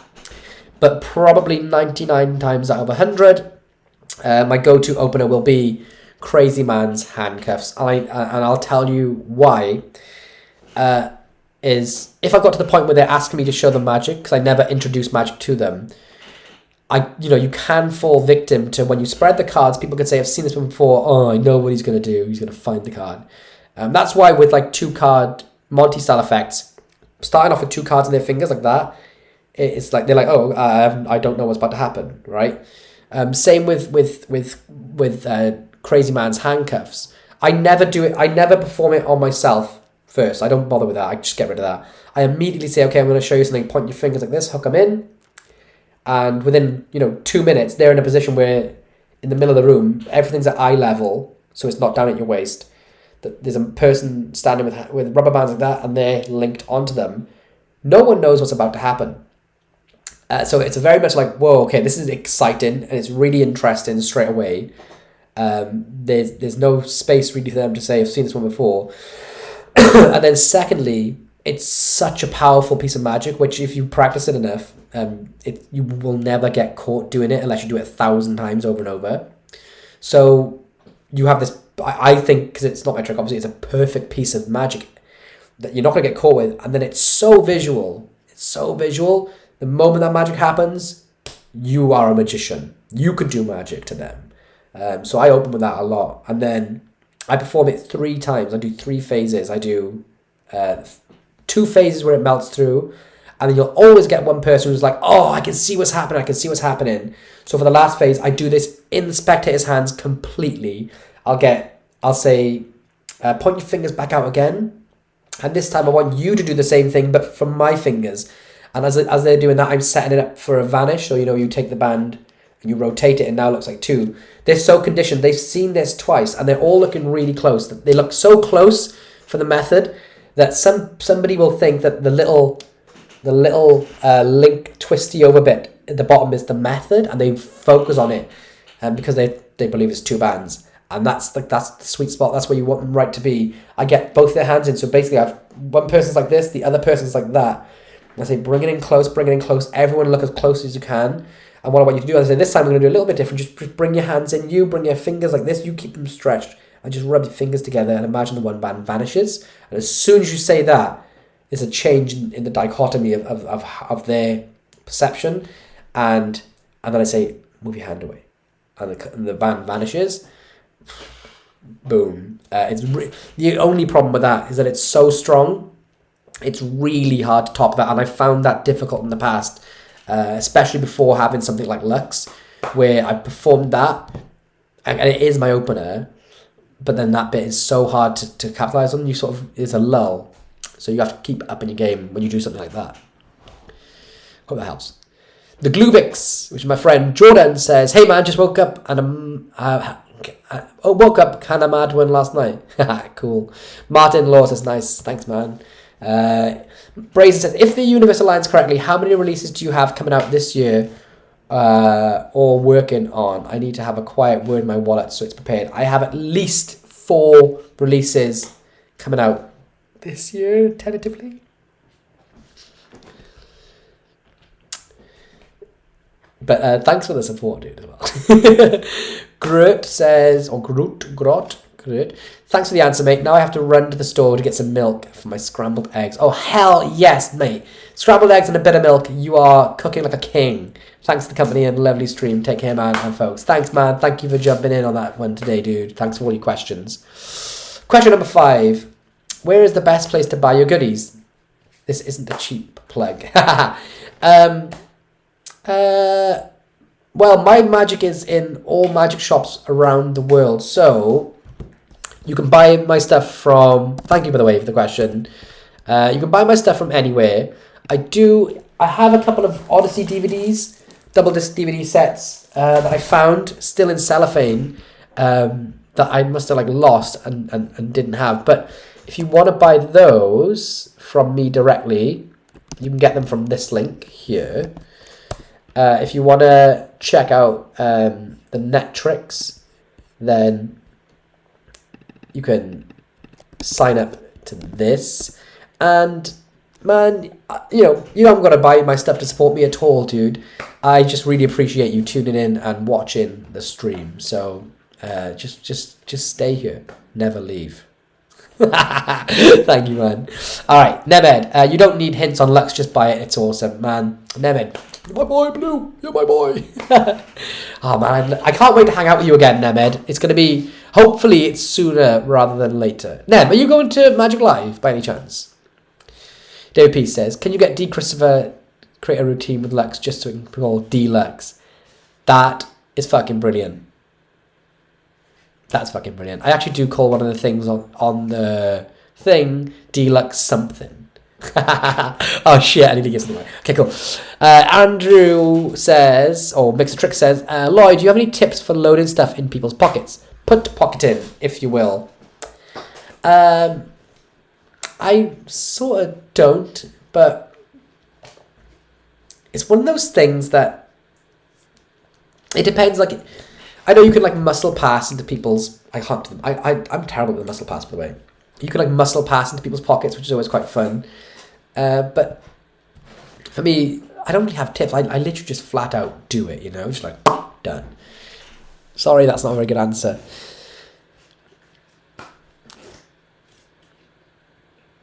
Dr. Don says, I hate to do this, but I must away. Apparently, we had dinner plans. Dude, Dr. Don, thank you for tuning in. Thank you for listening to the call, the bat signal from Instagram, and coming over and getting involved. You've been great to have on the stream. You've got some great questions, so come back next week, dude.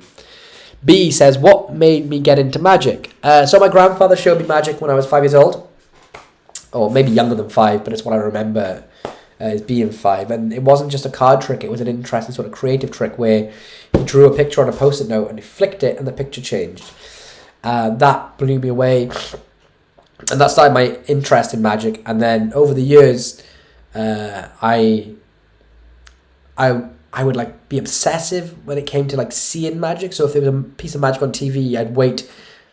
This is back before like Netflix and stuff. I'd wait like 4 weeks looking at the TV guide, waiting for it to come back on, recording it. I would absolutely obsess over what the cards was that they were using. I had no money from a very poor family. There was no magic shops in my country, no magicians around, didn't have the internet. But I would like if I see like a blue like singular card in a store, like a thrift store or charity shop in the UK, I would buy it and I would use it. And I had one deck of cards. I had a I had a 3/4 full blue deck of bikes from the age of 11 till I was about 14, and I kept hold of them and I used them all the time. I was absolutely obsessed. So I seen the David Blaine advert in the cinema, the Preshow advert that he did, and I remember that was like where he did the force, and then that just then sort of sent me on this like rocket ship journey to this style of magic and to where I am now, and loads of other little bits and pieces in between. But yeah, just seeing things, and I just loved it, man. Mike the Magic Man says, how are you doing? I'm doing good, Mike. How the devil are you, my friend?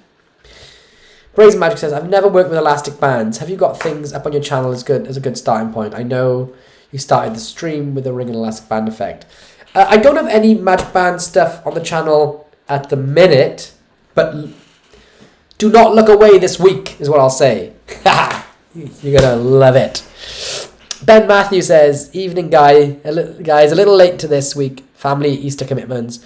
What did I miss? Oh man, I feel your pain on this one actually though. I've had family Easter commitments too. I shouldn't have even been able to make it to this stream, but the stars aligned. You have missed a psychological force attempt. By the way, did anyone sort of like that force? I didn't even talk about them. I did talk about them, didn't I? Did you guys like it? Maybe I'll explore that more. I showed a rubber band and ring piece of magic. I showed a force of a card, a number, a positional number. And we talked about some cool stuff to do with Lux, and some people joined in the chat that have actually seen it, which is pretty cool. So, but yeah. Mike the Magic Man. I performed the manifestation trick for my last birthday party. Mike, what is the manifestation trick? I'm not sure if I know what that is. Just checking it right here. Nemed says, nope, passport ran out. Also, I have a month to find a house and move. It was on my list to do Magic Live this year too. Oh yeah, that's right. Yeah, you've been in the process of selling and moving for a long time, haven't you, man? Housing market's crazy in the UK right now. But yeah, I need to do my ESTA. I need to do my ESTA travel thing. So thanks for reminding me about the passport. That only takes a few minutes, but I need to do that. I haven't done an ESTA for a while. Abraxas, there he is. Nathan Lindley is in the chat. My favourite YouTuber, or one of my favourite YouTubers, because also Craig Petty's my favourite YouTuber. And Jack Rhodes. By the way, go and watch Jack Rhodes' channel. He does comedy magic skits, and he's actually amazing. He just did one with the Will Smith slap, which is genius. But Abraxas, Nathan, where have you been, man? You need to. I know you uploaded a video the other day, but you need to upload more content because I'm literally. I need to see more of your beautiful face. So do that, please, for everyone, and everyone check out his channel because it's sick. Dear Peace, I'll reach out to you next week about getting you on the podcast in a few weeks. As your week will be crazy. Yeah, man, my week will be crazy this week. But when do you record the podcast? Because I could find time this week, maybe. So let me know. B says, would you ever think of creating your own deck? I have created my own deck. They were called the Moonshines. This is the 3rd edition. And I created a deck of cards called the Sinners. which Alan Rawson got involved on there on. But yeah, I like these. But I'm also working on another deck of cards. And I would give something away, but I'm going to hold on to it for just now. But yes, these sold out. The first version sold out. The second version sold out. And now we have these. It's sort of like my take on the Speakeasy era of Magic. And this is the third edition that's signed, which is marked even. Nemed says, I missed the start of the stream. Were you showing that slow ring and band penetration you were showing me at Blackpool? Yes, yeah, dude, I was. Did I show you? Did you feel that experience of it on your hands at Blackpool? Because I'd love to know, the thoughts on it after the fact. But if anyone's watching wants to see the ring and rubber band effect really quickly, let me see if I can show you here. So, you've got a ring on a rubber band. And the idea is I'm going to try and take it off my finger like that, or melt it straight back on. And then I can also make it visually pop off the ring. That was kind of terrible. And then the third phase would have to happen in the spectator's hands, but there's no this has to happen in the spectator's hands. But they put it on their hands, so this would be the spectator's hands, and it would be trapped on there like that. And then I'd make it melt through one band strand, and then the second strand you can actually see it melt all the way out, and that's on their finger. So that was earlier on in the stream, and we taught it in full detail. You're welcome. Sorry, you can tell you have kids when is in your head. Mike Magic Man said, you posted a video with toss-in cards and there was self-working principle to it. Yes, that was last Thursday's Fooler episode where I got Kaylee to take a bunch of cards. Yeah, so I give Kaylee a bunch of cards, I threw the rest away.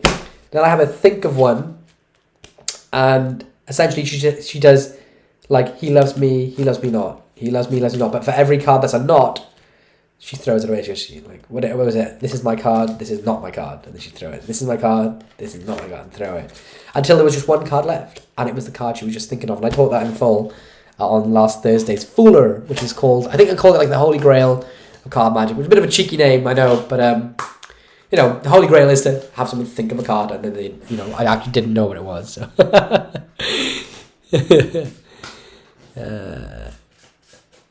Wow, just seen your 11,500K. Yeah, dude, guys, what are you doing to the channel, by the way? Like, what the hell's going on? I had 1,000 subscribers in a week last week. I don't know what's going on. Yeah, this is the. Thank you all. If you haven't done so, guys, hit that subscribe button for me. It's like the tiniest gesture, and it goes a long way. This is the back design of the Moonshines Vintage Elixirs. I can show you some stuff with them.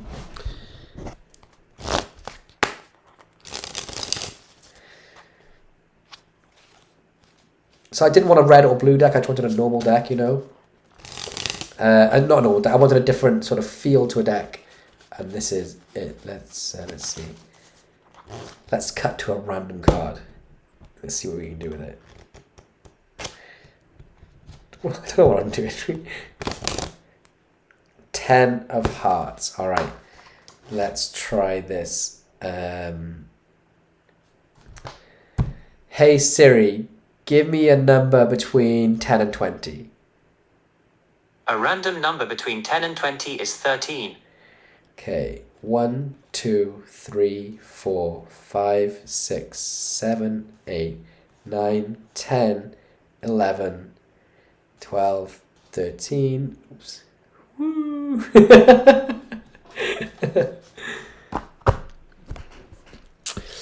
Okay. Ben Matthew, to be fair, I think Lloyd could do a Stickman design on a deck of cards and they'd sell out. Dude, oh, that's really kind of you. I don't think so, though. I don't think I don't have that sort of that sort of sway, but it's really funny. In my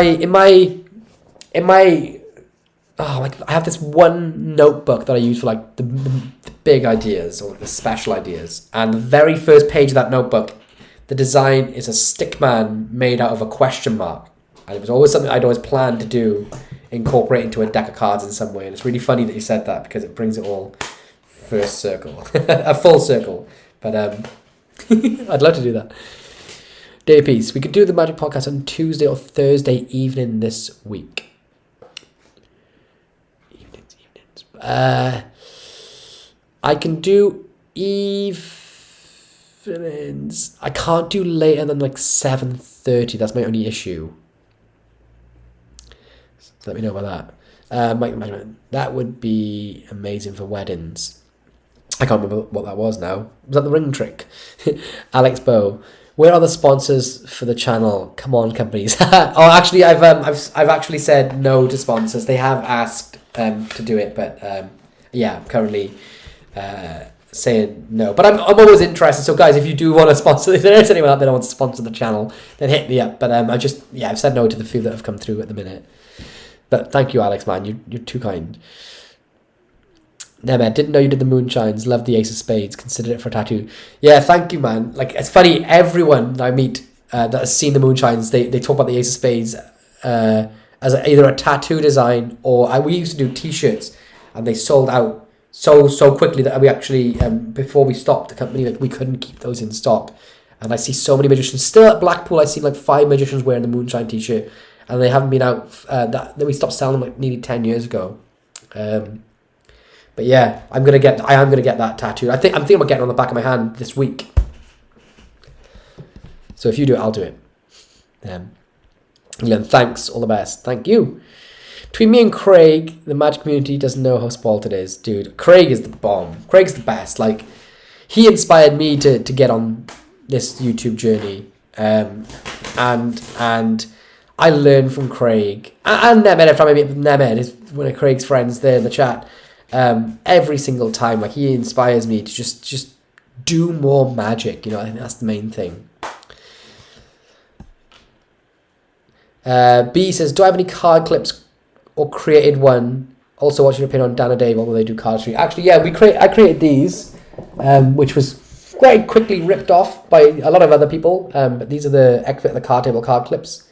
So I did them about 10 years ago, and then a bunch of other people started doing them, but we were the originals, so I liked those for a long time, and they were really well done. But we used Joe Pauper's original clips from Joe Pauper directly himself, and yeah, so we made sure that they were the best quality ones that you could get. So I used to love card clips. I don't use them so much anymore, although I am looking to get a classic, just a plain black Pauper card clip. I used to have one. I won it in a competition years ago, and I cannot find it anywhere. I don't know where I've lost it, but I want to get that back. Thoughts on Dan and Dave, even though they do cardistry. Cardistry is not magic, so it's a different art form. It's a different thing.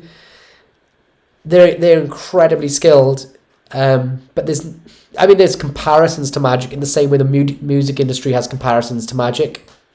But like, they rock what they do, man. It's just, it'd be like saying, what's my thoughts on a ventriloquism act? You know, ventriloquists.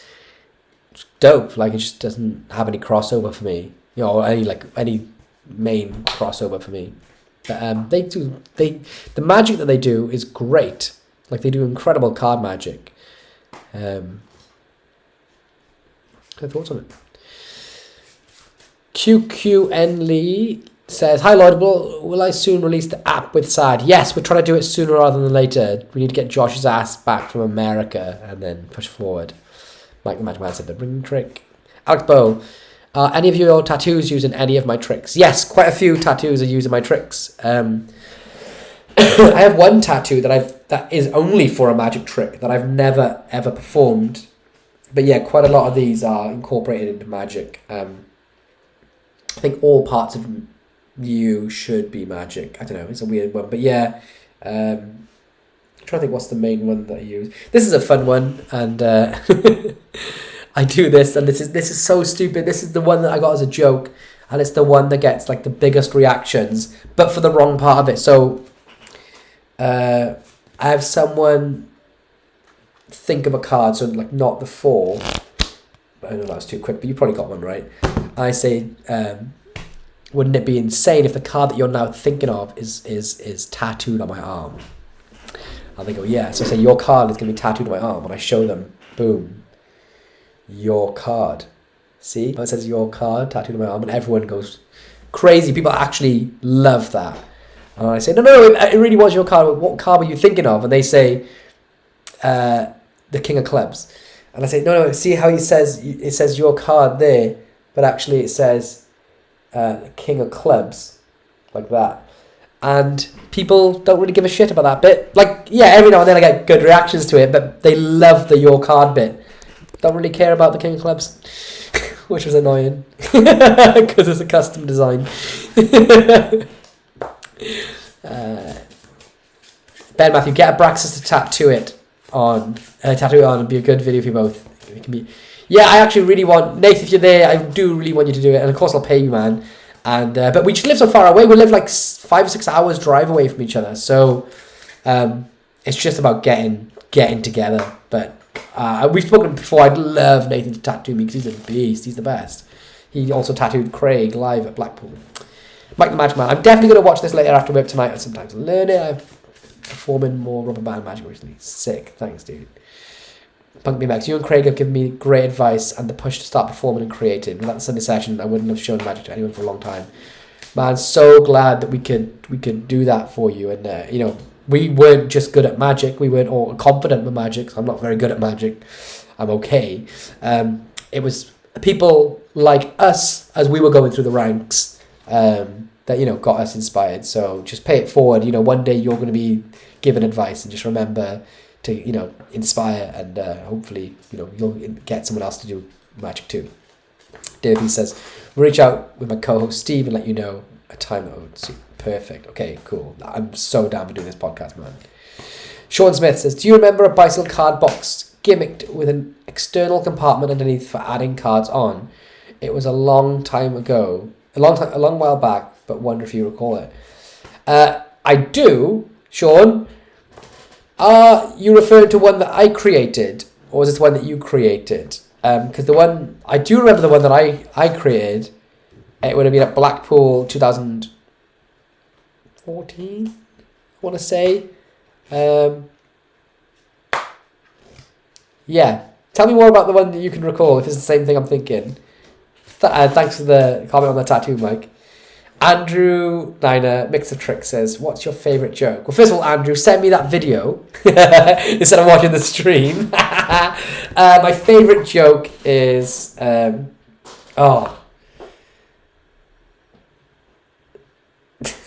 can't say... All my favourite jokes are dirty jokes or probably offensive jokes. Okay, I can't tell this.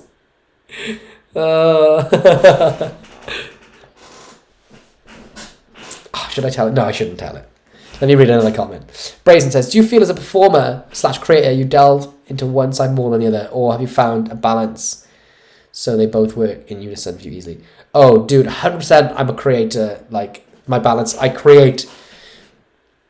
If there was a scale of a percentage scale, it would be 99% creation, 1% performance. And it's a shame. I want to perform more. I live in like a little sleepy beach town. I don't drink, and like with COVID and stuff, I don't go out a lot, and I just don't find myself in many positions to perform. I don't gig. I don't do any gigs, so I'm just not in situations where I can perform a lot.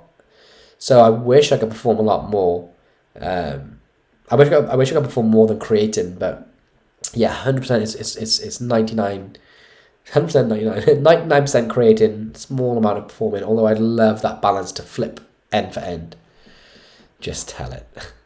Michael says, I like taking objects and using them as a starting point for a trick, but seeing your tutorials, you do it so well. Any tips on that? I also love your channel and your work. Thanks for all. Man, it's a great comment. Thank you so much for the kind words. Yeah,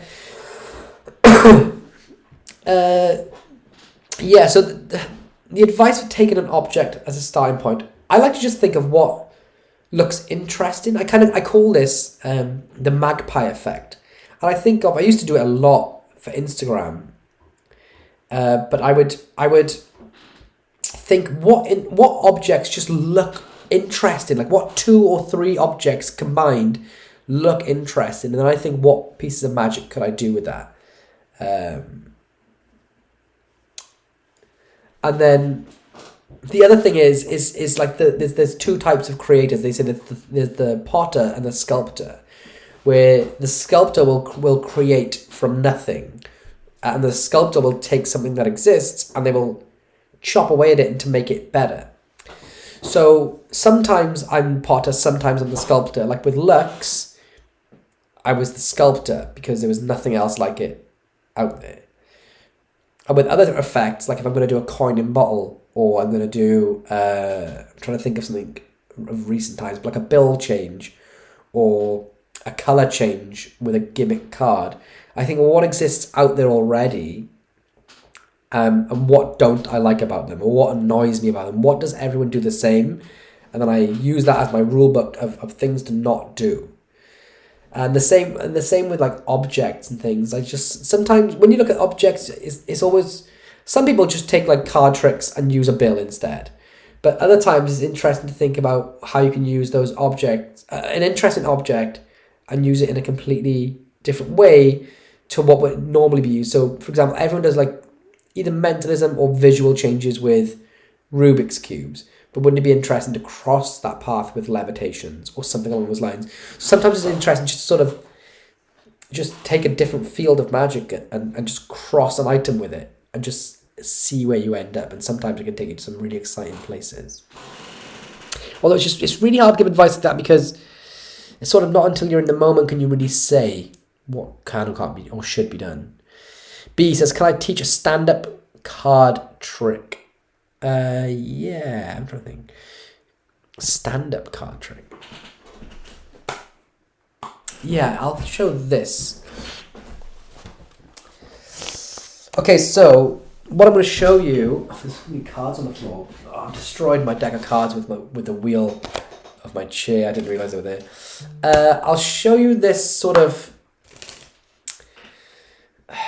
It's a real world effect. So you do this in the real world, and it's not gonna be good for you guys on camera. But the hope is that you go off and you perform this and you see the reaction you get. So, deck of cards shuffled. Someone calls out stop. So let's say they stop here. Remember that card and lose it in the deck. And now we're going to shuffle it in for real. Okay. Now I'm going to try and find your cards. So, I think this is it. So, hopefully you all remember what the card is. I think I've got it. The 8 of diamonds. I should have got that right. And if you watch the 8, it'll slowly, visually become the 9, which should actually be your card. So the idea is really simple. I'm peeking. When I stop, I'm peeking at their card, and I want to make sure that they get a card that has a lot of information on the face. So that's like a fairly blank card, whereas that has a lot of information on the face. So, like the 10 of diamonds is a great example. So I secretly peek as I'm doing it. I'm literally just riffling, and I'm looking at the card as I show them. And I've seen this being taught in like 1,000 different places, and quite funny. I think Dan White calls it everybody's peak, because he thought it was his peak, and then he realized everybody had published it before him. So it's just, he calls it that because everyone does it. So you peek their card whatever way you want. You can just do a riffle peek, whatever, and then lose it into the deck because you know what the card is, so it doesn't matter. Right? And now what I'm going to do is I'm going to look for their card and bring that to the top. And I'm going to look for a card that looks like their card. So, in this case, we have the 10 of diamonds. So I'm going to look for the 10, wherever it is. So here's the 10, and I'm going to get that straight to the top. Now I think, what's the information about this card? Well, it's a red card, it's a diamond, and it's a high diamond. So I'm going to look for a card which is a high red heart that's not a 10. So I'm going to look for like an 8 of hearts, right? So I'm going to look for an 8 of hearts because it looks kind of similar, but it's different enough that it's noticeably different. And I'm just going to cut that. I'm going to slip that so it's second down, all right? And now this is all going to work in the peripherals to their mind, but I'm going to turn over a double and show the wrong card. And in the real world, This is why I say it's a stand-up trick. I'm going to look up at them. So as the card is wrong, let me see if I can get both of me in the shot. As the card is wrong, so I'm going to come, all my tension's going to be here. I'm going to come up with this. Boom. Nailed it. And as they're like, I'm going to look up. Oh, sorry, I wasn't in shot there. I'm going to bring my tension in here. Boom. 8 of hearts. As everyone looks up and you've got it wrong, I'm going to paintbrush change, right? So I'm going to paintbrush change it. So everyone's coming up. I'm going to paintbrush change. But because this card kind of looks like it in the peripherals, if you're looking at me, staring at me, and they see a card with red dots on it, right? All they're seeing is red dots. And I'm like, oh, no way. And they're still seeing red dots. And I'm moving it around. Nothing's changed yet. So all the tension's here. Boom. Oh, it wasn't your card. Damn. And now I just start shaking. And they don't see anything happen. In this movement, in the real world, they don't know what's going on. Especially if you just sort of like moving it back and forth. And then I just slow it down. And it becomes their card. And you want to see the reaction on people's faces.